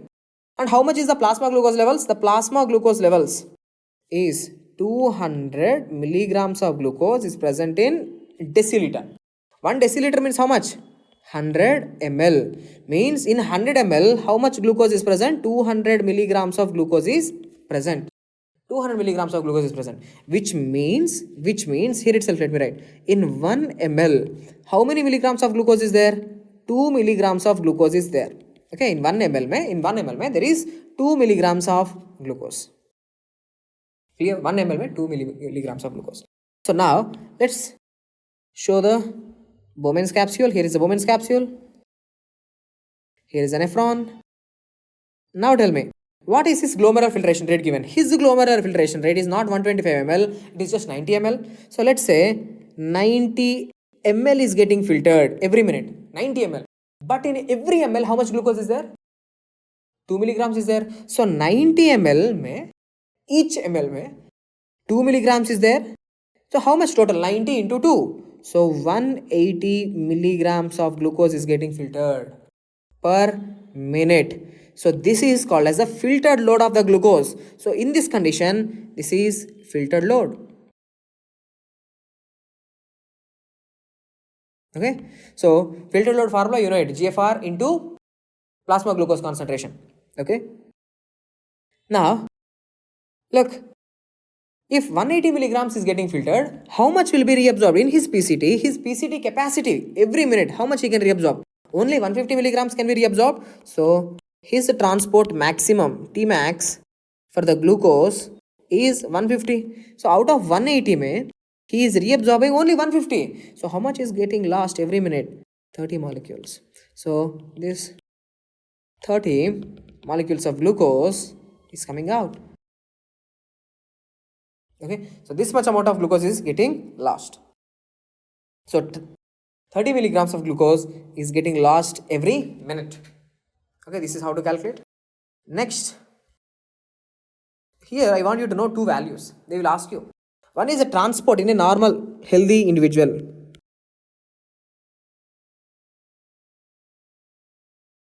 Okay, in a normal healthy individual, what is the Tmax, transport maximum for the glucose? The transport maximum value for the glucose is 375 milligrams per minute. So a normal person can reabsorb this much amount of glucose. Okay, a normal person in his both the kidneys, he can reabsorb how much amount of glucose every minute? 375 milligrams of glucose can be reabsorbed every minute. Beyond this value, he cannot be reabsorbed. Okay, he cannot reabsorb the glucose. This is the transport maximum value for glucose. And there is one more value which is called as the renal threshold for glucose or urine threshold for glucose. Urinary or renal threshold value for glucose. So what is this value? This is 200 milligrams per deciliter, which means if your plasma glucose value, okay, if you increase the plasma glucose value over this, okay, more than 200 milligrams per deciliter, if you increase, again I'm telling you, if you increase, normal person may plasma glucose value is going to be 80, 90, okay. But if you increase the plasma glucose value by 200 milligrams per deciliter, more than this value, now for the first time you will see the glucose in the urine. Okay, glucose will start to appear. Glucose will start to appear in urine. Okay, for the first time, when the glucose is starting to appear in the urine, at this value, at this much plasma glucose value, okay, students might be confusing. Some students might be thinking that, sir, transport maximum value is 375. You can maximum reabsorb 375 milligrams per minute. That's the transport maximum value. Just remember it. This urinary threshold value, see, this is because some nephrons will be there. Okay, they are not well matured, they are not having a capability. So some nephrons, they will start to leak the glucose. Okay, at this value itself, at 200 milligrams per deciliter plasma glucose value itself, now some nephrons will start to leak the glucose. Okay, there is something called as a nephronal heterogeneity. Okay, all nephrons are not same, all boys are not same. In the same way, all nephrons are not same. All nephrons do not have the same capability. So some nephrons, they will start to leak the glucose into the urine at this value itself, that is called as a urinary threshold value, and that's a little glucose. But most of your nephrons, okay, they can reabsorb maximum glucose. And how much maximum you can reabsorb? 375 milligrams per minute maximum you can reabsorb. Okay, so these two values which I want you to know for your exam. Okay, next, let me discuss about some important syndrome for your exam. Okay, important syndromes which you need to know for your exam. First syndrome is called as a Bartter syndrome. So what exactly is this Bartter syndrome? Okay, let me take a page for you. So let me Draw the nephron. Here is the nephron. Let's say here is the proximal convoluted tubule.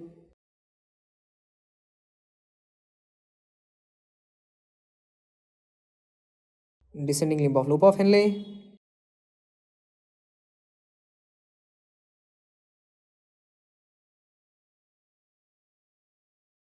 Ascending limb of loop of Henle. And collecting ducts. Here are the collecting ducts. Now, look carefully here, guys. Here I am showing you one epithelial cell which is present on the ascending limb of loop of Henle. See, here there is a transporter, MCQ for your exam. Here there is a transporter. What is the name of this transporter? You should tell me. See, this transporter, it is reabsorbing. Look, it is reabsorbing sodium, potassium, and 2 chloride ions into the cell. Sodium, potassium, 2 chloride ions are coming into the cell with the help of the transporter that is called as sodium, potassium, 2 chloride symporter. It is example of what? Sodium, potassium, 2 chloride symporter. Now this sodium, potassium, 2 chloride symporter, where it is present? It is present on the ascending limb of loop of Henle. Okay, ascending limb of loop of Henle. Now, if this transporter, if it is a defective,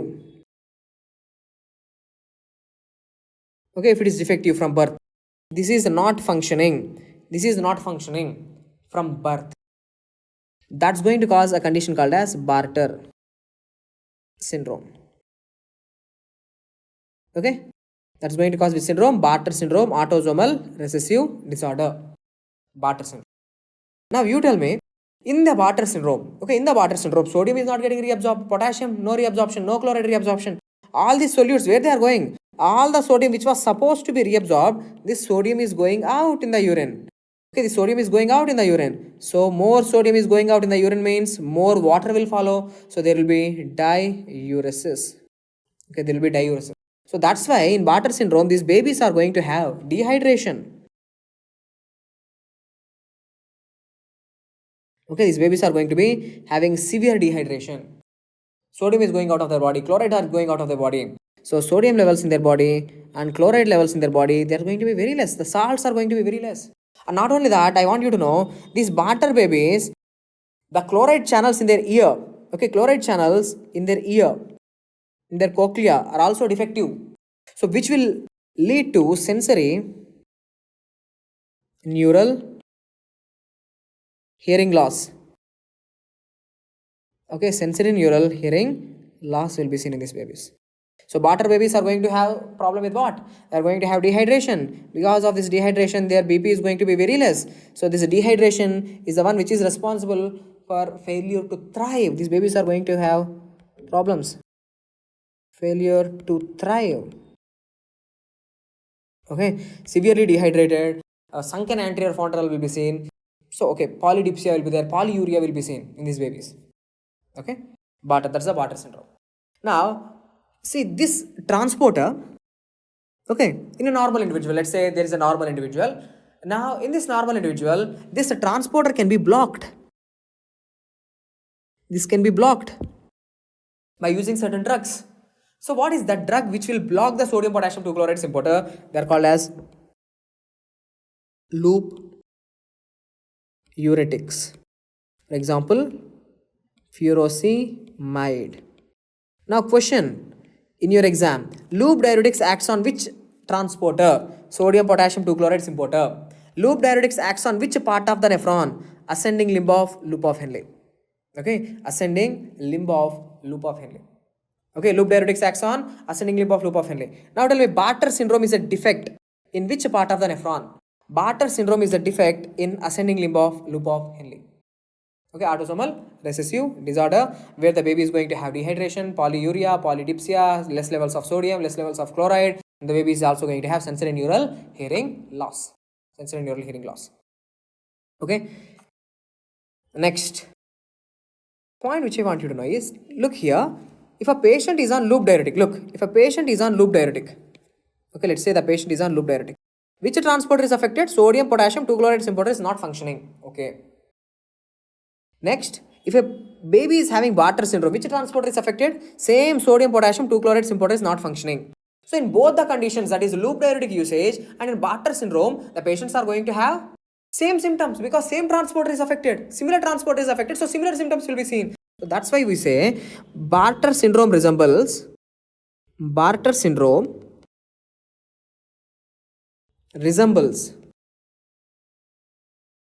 loop diuretic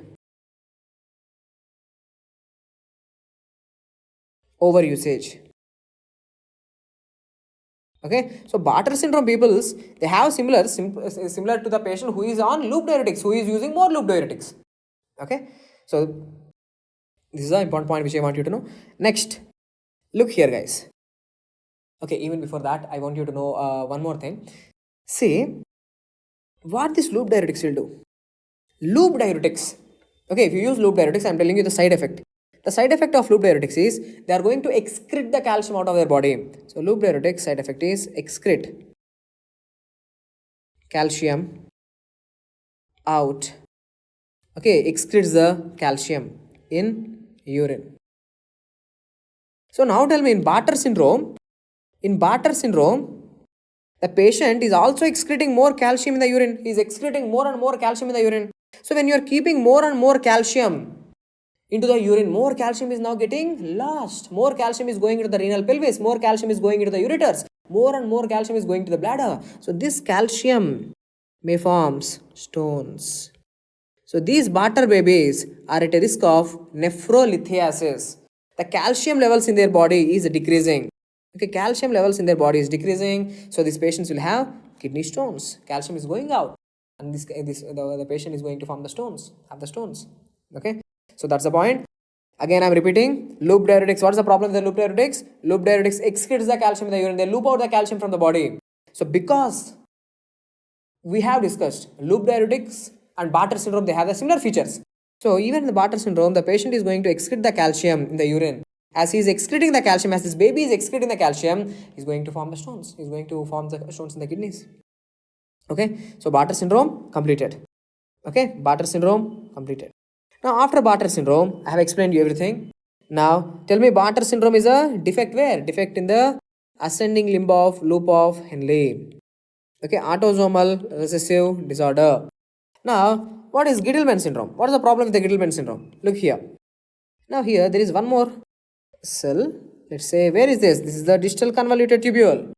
Now here, on the distal convoluted tubule, say there is a transporter present. Okay, there is a transporter present. This transporter, it is reabsorbing the sodium and it is also reabsorbing the chloride. So this is called as sodium chloride symporter. Sodium chloride symporter. Now this sodium chloride symporter, it can be blocked by certain drugs. Okay, it can be blocked by certain drugs. Blocked by. Sodium chloride symporter is blocked by drugs called as thiazide diuretics. Thiazide diuretics. Okay, thiazide diuretics. Now look carefully.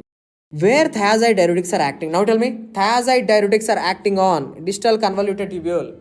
Okay. Now, in certain babies, this sodium chloride symporter is a defective from the birth. Okay, it is a defective. It is defective from the birth. So, that condition is called as a Gittleman syndrome. Gittleman's syndrome. Okay, this patient is called as Gittleman syndrome. Now tell me, where is the problem with the Gittleman syndrome? The problem with the Gittleman syndrome is in distal convoluted tubule. Which transport is defective? Sodium chloride symporter is defective. So can I say something like this? If you use thiazide diuretics, same transporter is getting affected, sodium chloride symporter is getting affected. Even in this Gittleman syndrome, same sodium chloride symporter is not functioning. It's not functioning. So that's why we say Gittleman syndrome, it resembles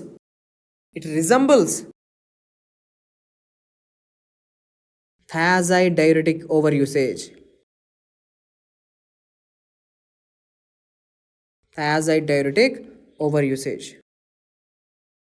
I have explained you Bartter syndrome, what it resembles. It resembles loop diuretic overusage. Okay, loop diuretic overusage. See, in the Bartter syndrome and Gentleman syndrome, the symptoms are going to be similar. Both the babies are going to have hypotension, both the babies are going to have dehydration, less levels of sodium, less levels of chloride. It's similar. I have explained you, the babies with the Bartter syndrome are going to have sensory neural hearing loss. The babies are going to have sensory neural hearing loss. There is a deafness. Okay, there is deafness.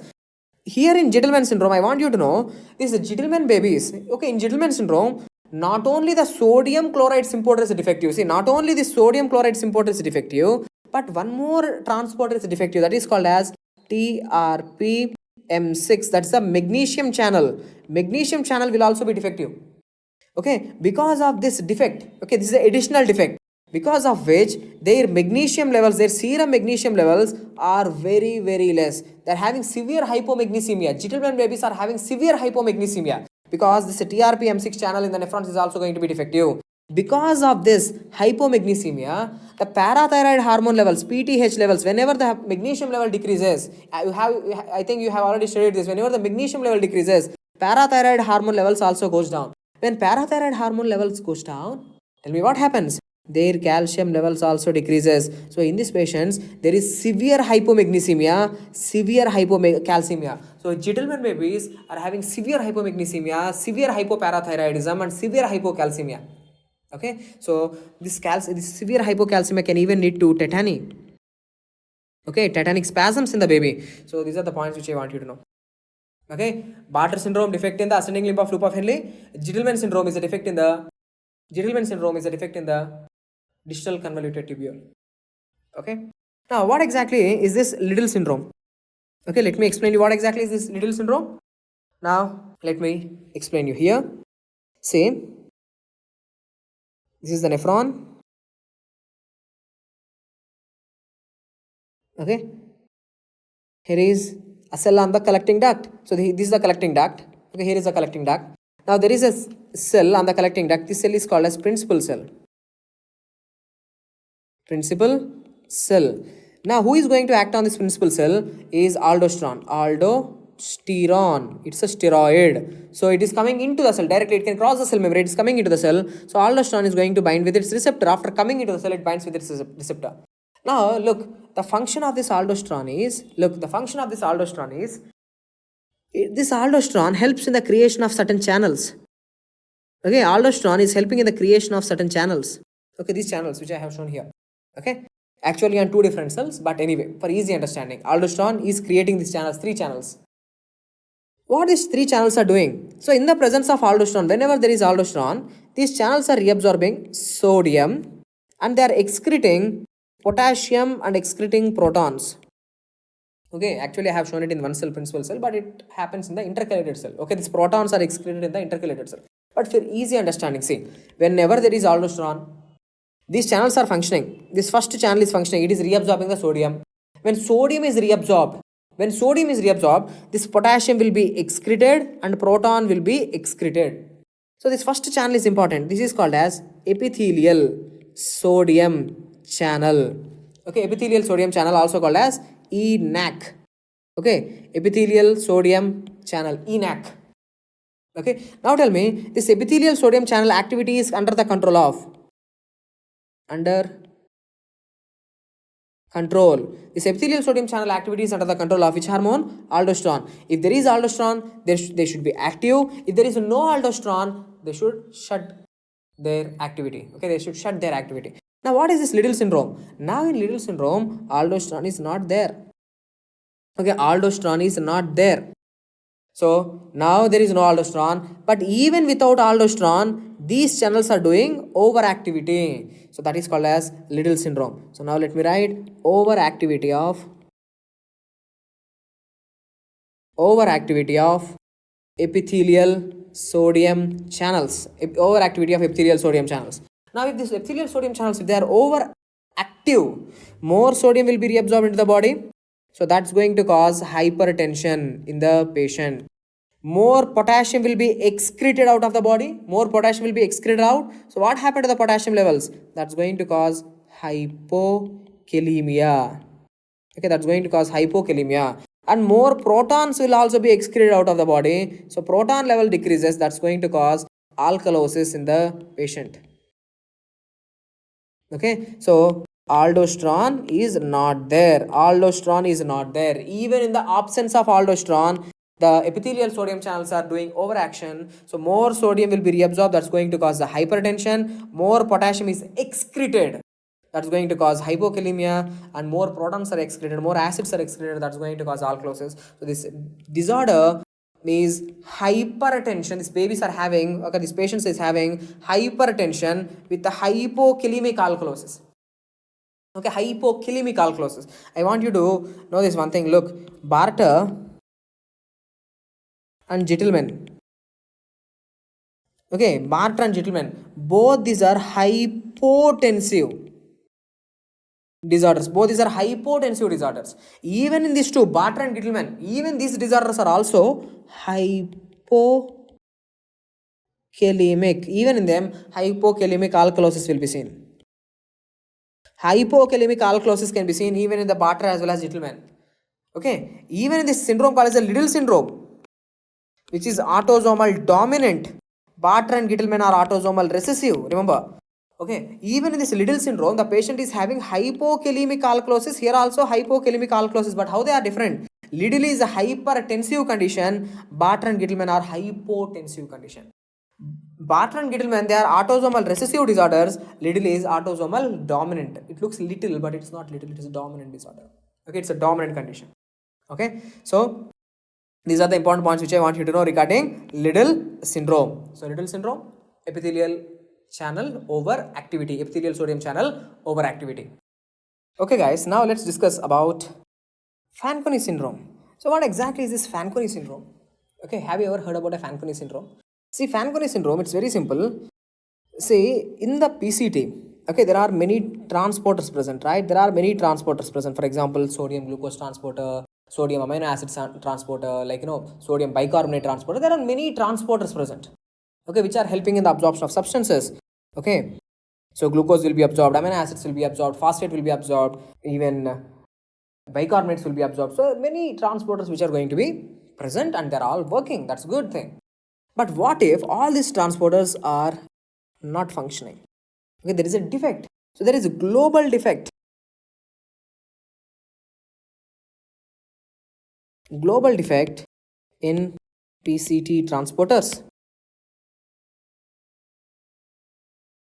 If there is a global defect in the PCT transporters, now tell me, glucose is going to be reabsorbed? No, there is glucose urea. There will be amino acid urea. There will be bicarbonate urea. Okay, there will be phosphate urea. So the point which I want you to know is, if there is a global defect in the PCT transporter, that's going to cause which syndrome? Fanconi syndrome. Don't confuse it with Fanconi anemia. That's a different thing. This is called as a Fanconi syndrome. That is problem where in the PCT.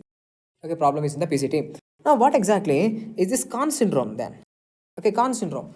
I have explained this Conn syndrome again, like also in the endocrine, but just as a few points. This is adrenal gland.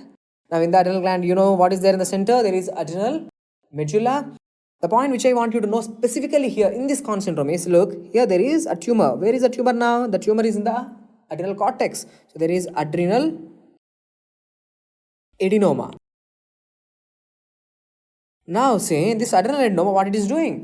This adrenal adenoma is producing excessive amount of aldosterone. Okay, now I want to explain a little bit more details here. Okay, more details about the Conn syndrome, which I haven't explained in the endocrine rapid revision. See, now here in this condition, tell me, more aldosterone is there. Okay, now whenever there is more aldosterone, what happened to the sodium reabsorption? More sodium will be reabsorbed. That's going to cause hypertension. More potassium is going to be excreted out. The potassium is going out of the body. So the potassium levels in the body decreases. That will cause hypokalemia. Okay, hypokalemia. More protons are excreted out of the body. Because aldosterone is there, it's going to excrete the protons out of the body. So that's going to cause alkalosis. Okay, that's going to cause what? Alkalosis. So now tell me, in a patient who is having Conn syndrome, okay, there is adrenal adenoma, which is leading to hypertension with a hypokalemic alkalosis. Hypertension with hypokalemic alkalosis. Look, In the topic of Liddle syndrome itself, I have explained you in the Liddle syndrome itself, the patient is having hypertension with the hypokalemic alkalosis. So Liddle syndrome and Conn syndrome, they are having both hypertension with the hypokalemic alkalosis, both the condition. So how to differentiate? Look, here in Conn syndrome, the patient is having high levels of aldosterone. But in Liddle syndrome, let me write here. In Liddle syndrome, the patient is already having hypertension. Look, in Liddle syndrome, the patient is having hypertension, right? This hypertension, HTN, hypertension, this one, this hypertension. That hypertension is going to inhibit RAAS pathway. The RAAS pathway, renin levels will be less. And when the RAAS pathway is inhibited, what happened to the aldosterone levels? Aldosterone levels are actually less in Liddle syndrome. So in Liddle syndrome, the aldosterone levels are going to be less. But in Conn syndrome, the problem itself is aldosterone. There is high levels of aldosterone. So this cannot be brought to normal. Okay, don't think that again hypertension is there, it's going to inhibit the RAAS pathway and aldosterone levels come down. No, here the problem is a tumor, it's not going to be responsive. Okay, so in Conn syndrome, the patient is having high levels of aldosterone with hypertension and hypokalemic alkalosis. And even in Liddle syndrome, the patient is having hypertension with hypokalemic alkalosis, but the aldosterone levels are less. Normal, the aldosterone levels are not going to raise. In Liddles, again and again I'm telling you, in Liddles, the aldosterone levels are not raised. Okay, one more thing regarding Conns. See, in Conns, the sodium levels are what happening? The sodium levels are increasing. You know, when the sodium levels are more in the body, sodium is going to cause a water retention. Okay, sodium is going to do what? Water retention. Okay, sodium is going to cause a water retention. Wherever there is sodium, water follows the sodium. If you have more sodium in your body, water will be retained in your body. Okay, water will be moved towards the sodium. You know it. Now, whenever there is water retention in Conns, that water retention is going to cause what? It's going to lead to edema. Right? It's going to cause edema. But the answer is, there is no edema. Edema is not seen. Okay, edema is not seen. See, in Conn syndrome, though aldosterone levels are more sodium is getting reabsorbed. Because of more sodium, more water retention will be there. But there is no edema, MCQ. No edema. Edema is absent. Why there is edema absent? Because in Conn syndrome, there is a mechanism called as aldosterone escape.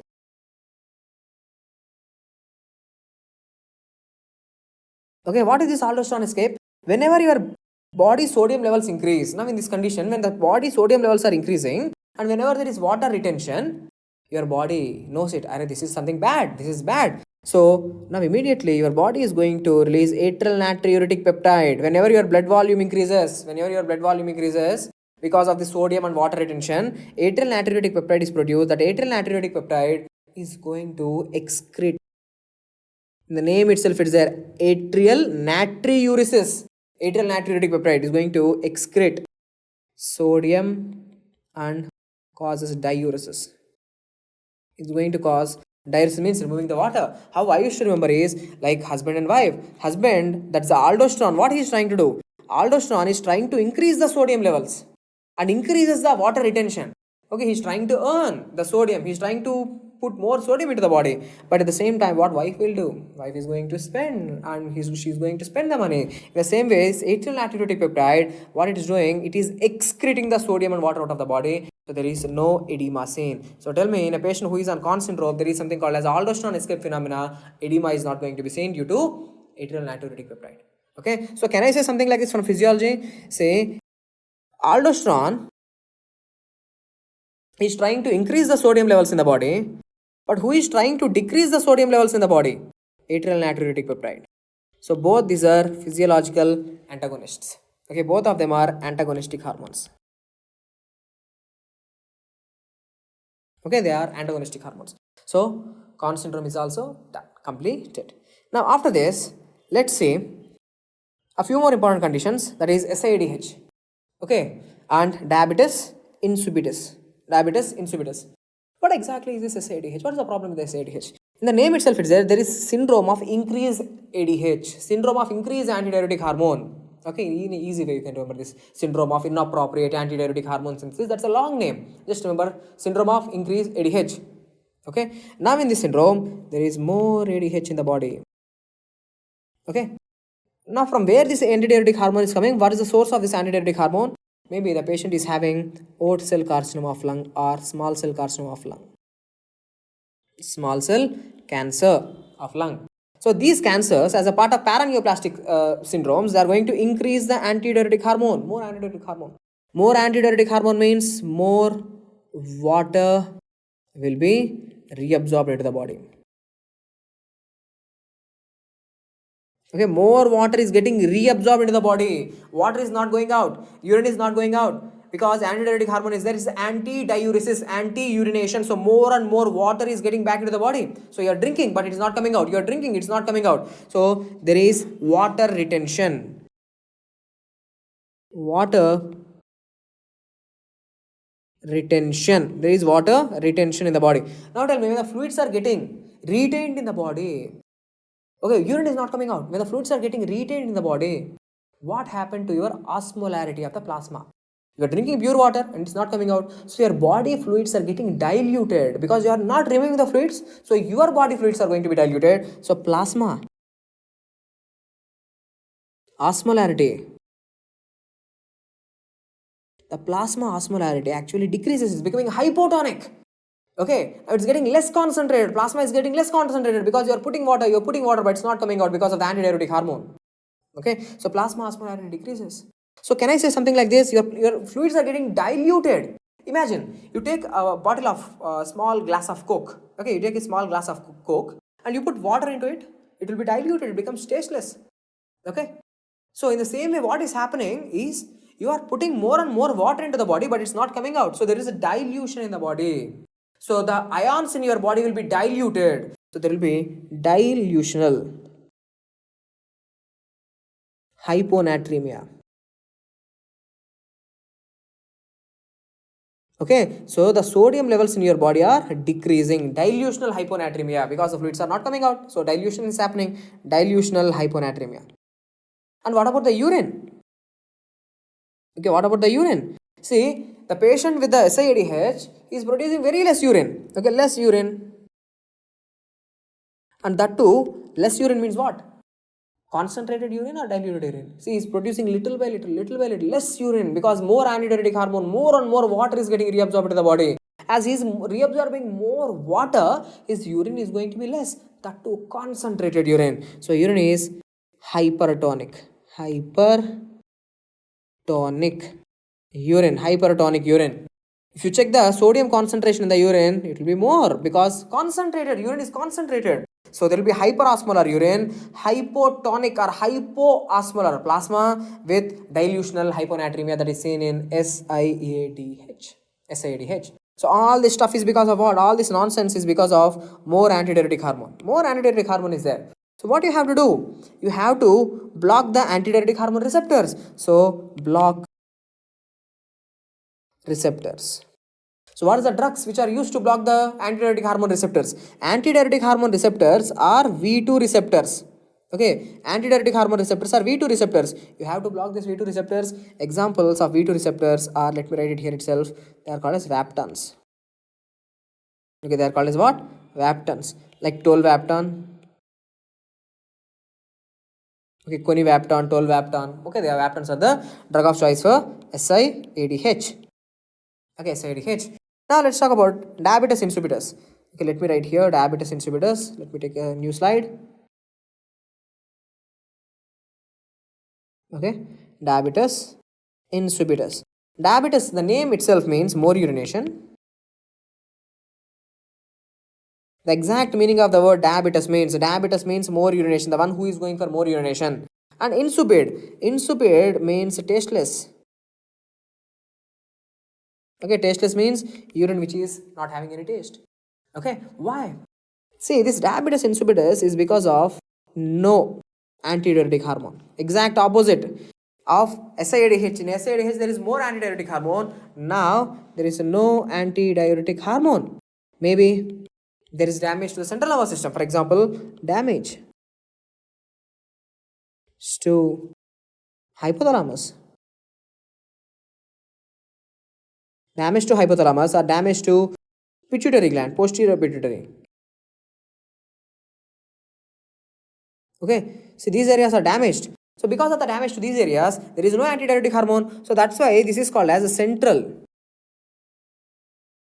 diabetes insipidus. This is called as which type of diabetes insipidus? Central diabetes insipidus. Okay, central diabetes insipidus. So problem in something problem in the central nervous system. Okay, no antidiuretic hormone. Or there maybe antidiuretic hormone is there. Okay, antidiuretic hormone is there, but the receptors are not functional. The V2 receptors are mutated.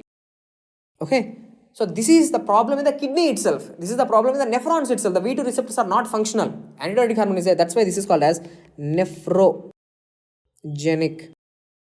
diabetes insipidus. Nephrogenic diabetes insipidus. So there are how many types of diabetes insipidus? There are two types of diabetes insipidus. One is a nephrogenic diabetes insipidus and central diabetes insipidus.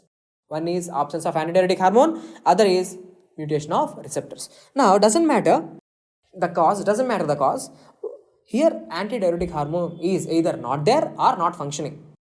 Okay. Now whenever there is no antidiuretic hormone is not there. So no water reabsorption.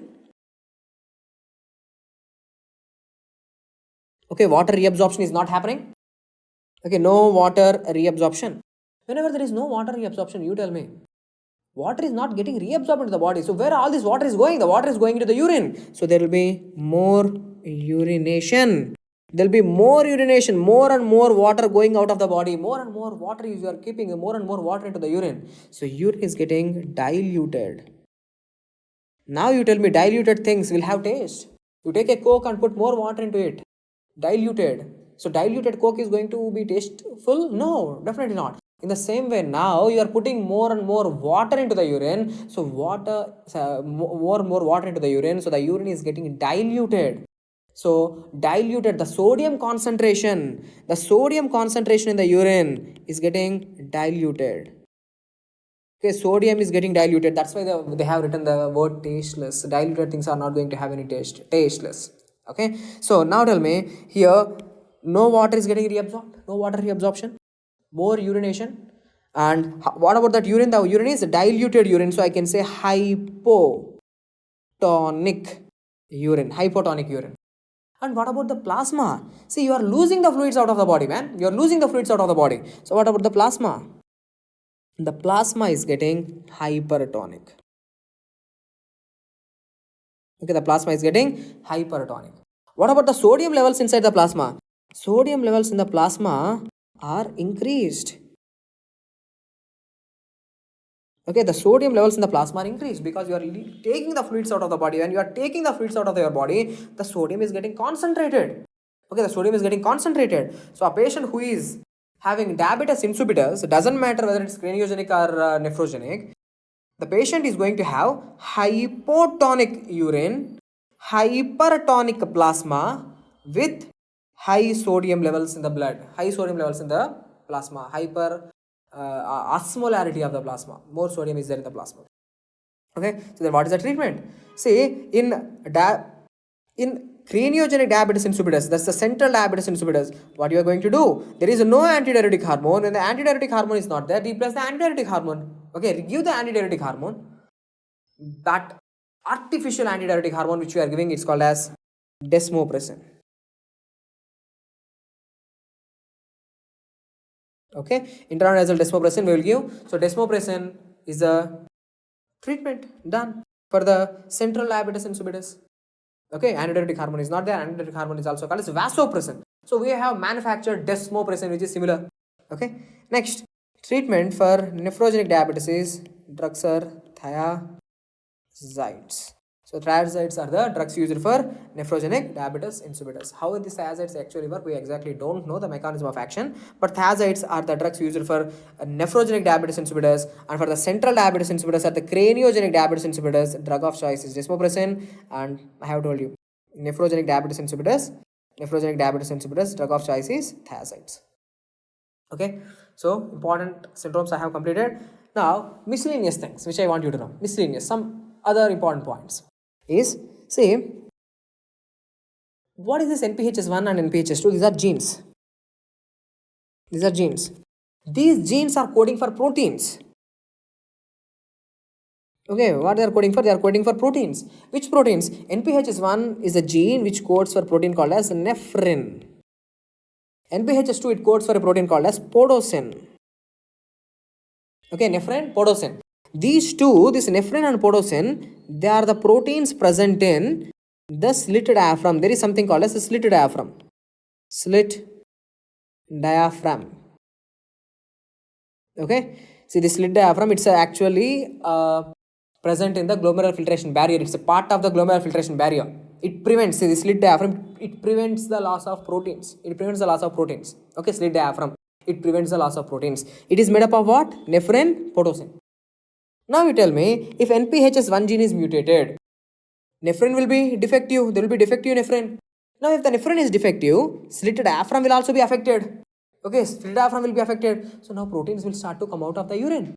Okay, so proteins will start to come out in the urine. So the patient is losing the proteins. So that's going to cause a condition called as congenital by birth. Congenital nephrotic syndrome. Okay, congenital nephrotic syndrome. Okay, congenital nephrotic syndrome, Finnish type. Okay, Finnish type nephrotic syndrome. Okay, which is usually treated with steroids. Okay, it's a steroid sensitive, it can be treated with steroids. But this podosin, look at the podosin. Okay, look at the podosin. Now this podosin, it is coded by NPHS2 gene. Now if it is a mutated, NPHS2 gene is a mutated. Okay, it is a mutated. Now podosin will be defective. When podosin is defective, slit diaphragm will be again affected. Again slit diaphragm affected. Again you are losing the proteins. You are going to lose the proteins. So again it's going to cause nephrotic syndrome.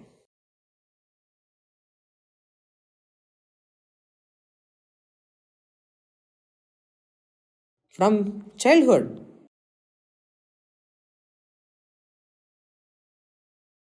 Okay, but this is not treated with steroids, not responsive to steroids. That's why it is called as steroid resistant.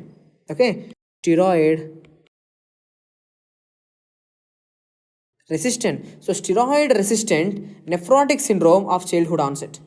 It is due to mutation of NPHS2, defect in podosin. NPHS1 gene mutation, simple NPHS1 gene mutation is going to affect the nephrin. When nephrin is affected, it's going to cause congenital nephrotic syndrome of Finnish type, treated with steroids.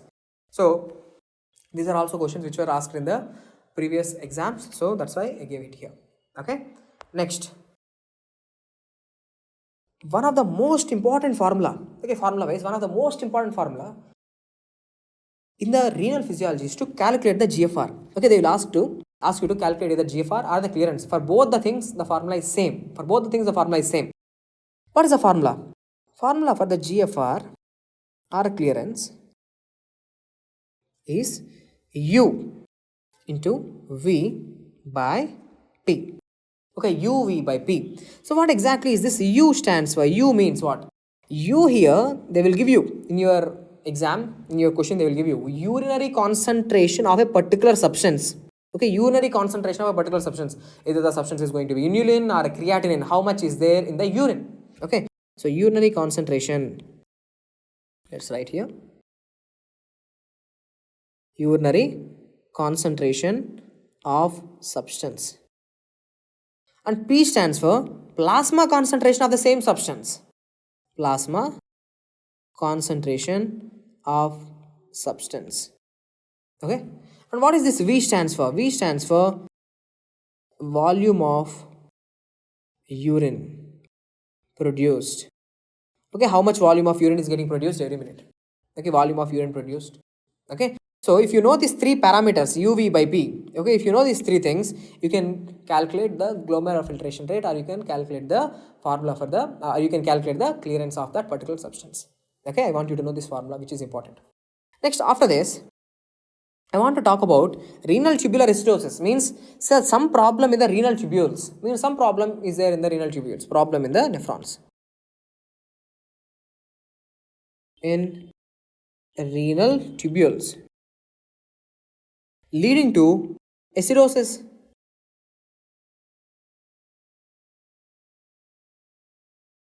Okay, leading to acidosis, renal tubular acidosis. How many types of renal tubular acidosis are there? RTA type 1, RTA type 1, type 2 and type 4. Okay, type 1, 2 and 4. Renal tubular acidosis, there are different types. Let me tell you, see RTA type 1 is due to defect in, they will ask you. Because I have told you there is problem in renal tubules. Where is the problem now? In RTA type 1, the patient is having acidosis. Where is the problem? The problem is in DCT. Okay, problem in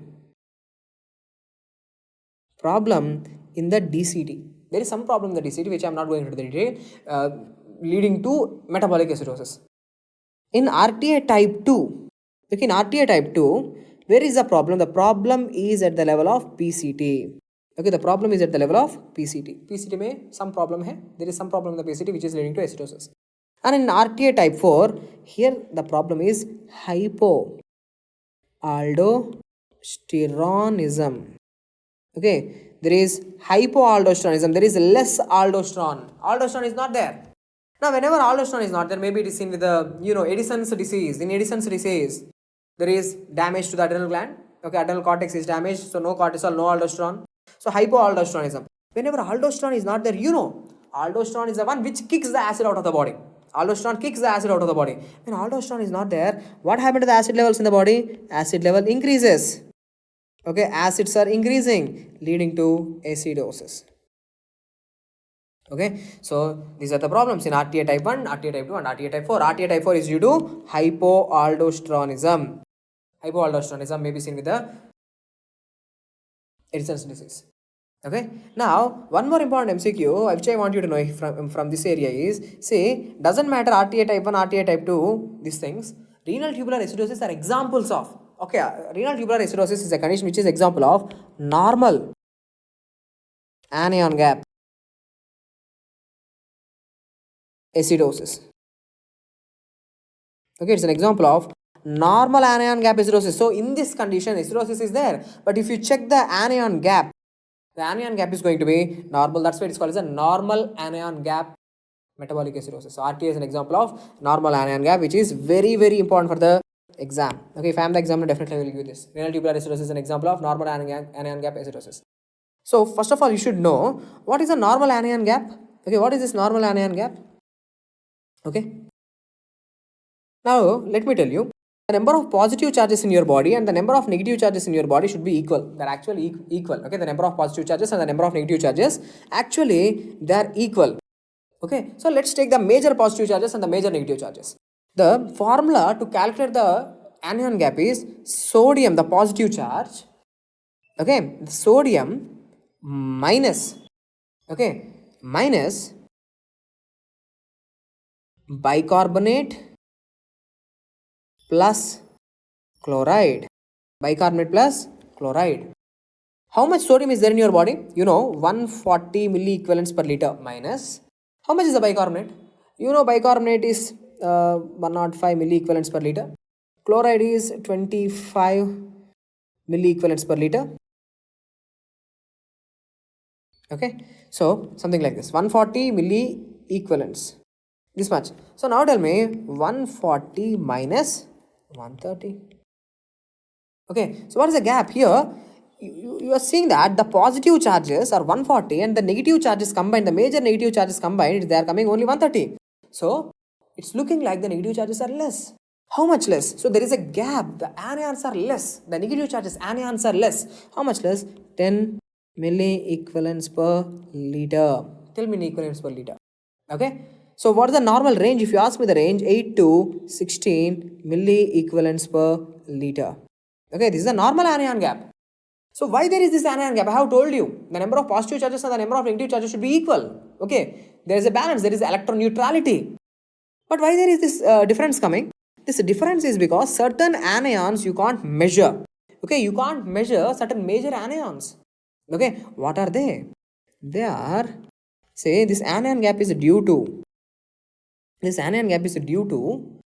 unmeasured anions. What are those unmeasured anions? They are plasma proteins.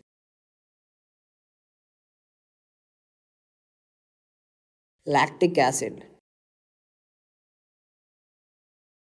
keto acids.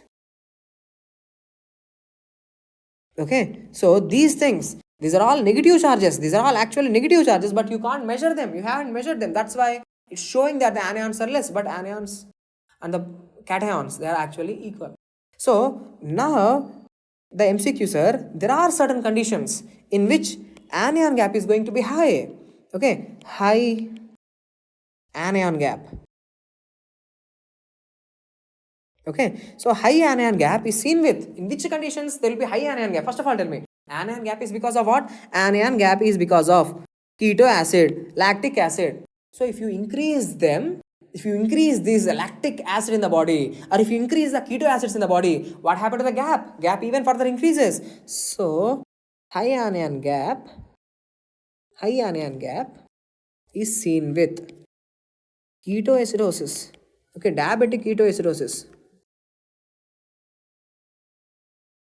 Diabetic ketoacidosis, diabetic ketoacidosis, DK, or lactic acidosis.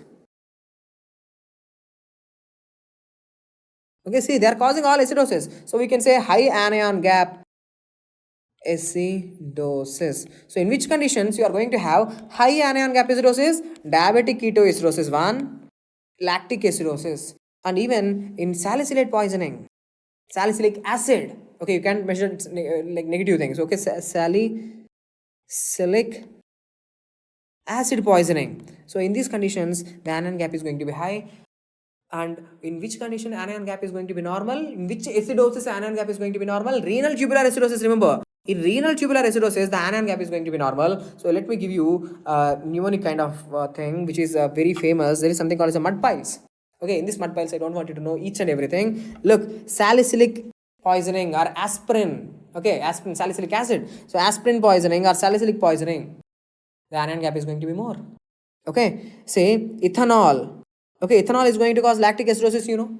Okay, ethanol poisoning causes the lactic acidosis. So here lactic acidosis. Next here I have written diabetic ketoacidosis or alcohol ketoacidosis or any condition. If the keto acids are increasing in your body means anion gap will increase. So remember methanol, ethanol, okay, lactic acidosis, all of them are examples of high anion gap metabolic acidosis. If you can remember all of them, that's good. But at least I want you to remember the things which I have highlighted here. Okay, so here I have completed all the important points which you require before going to the exam. So if you know this much, that will be more than enough. Hope this video is helpful. Thank you and see you in the next video.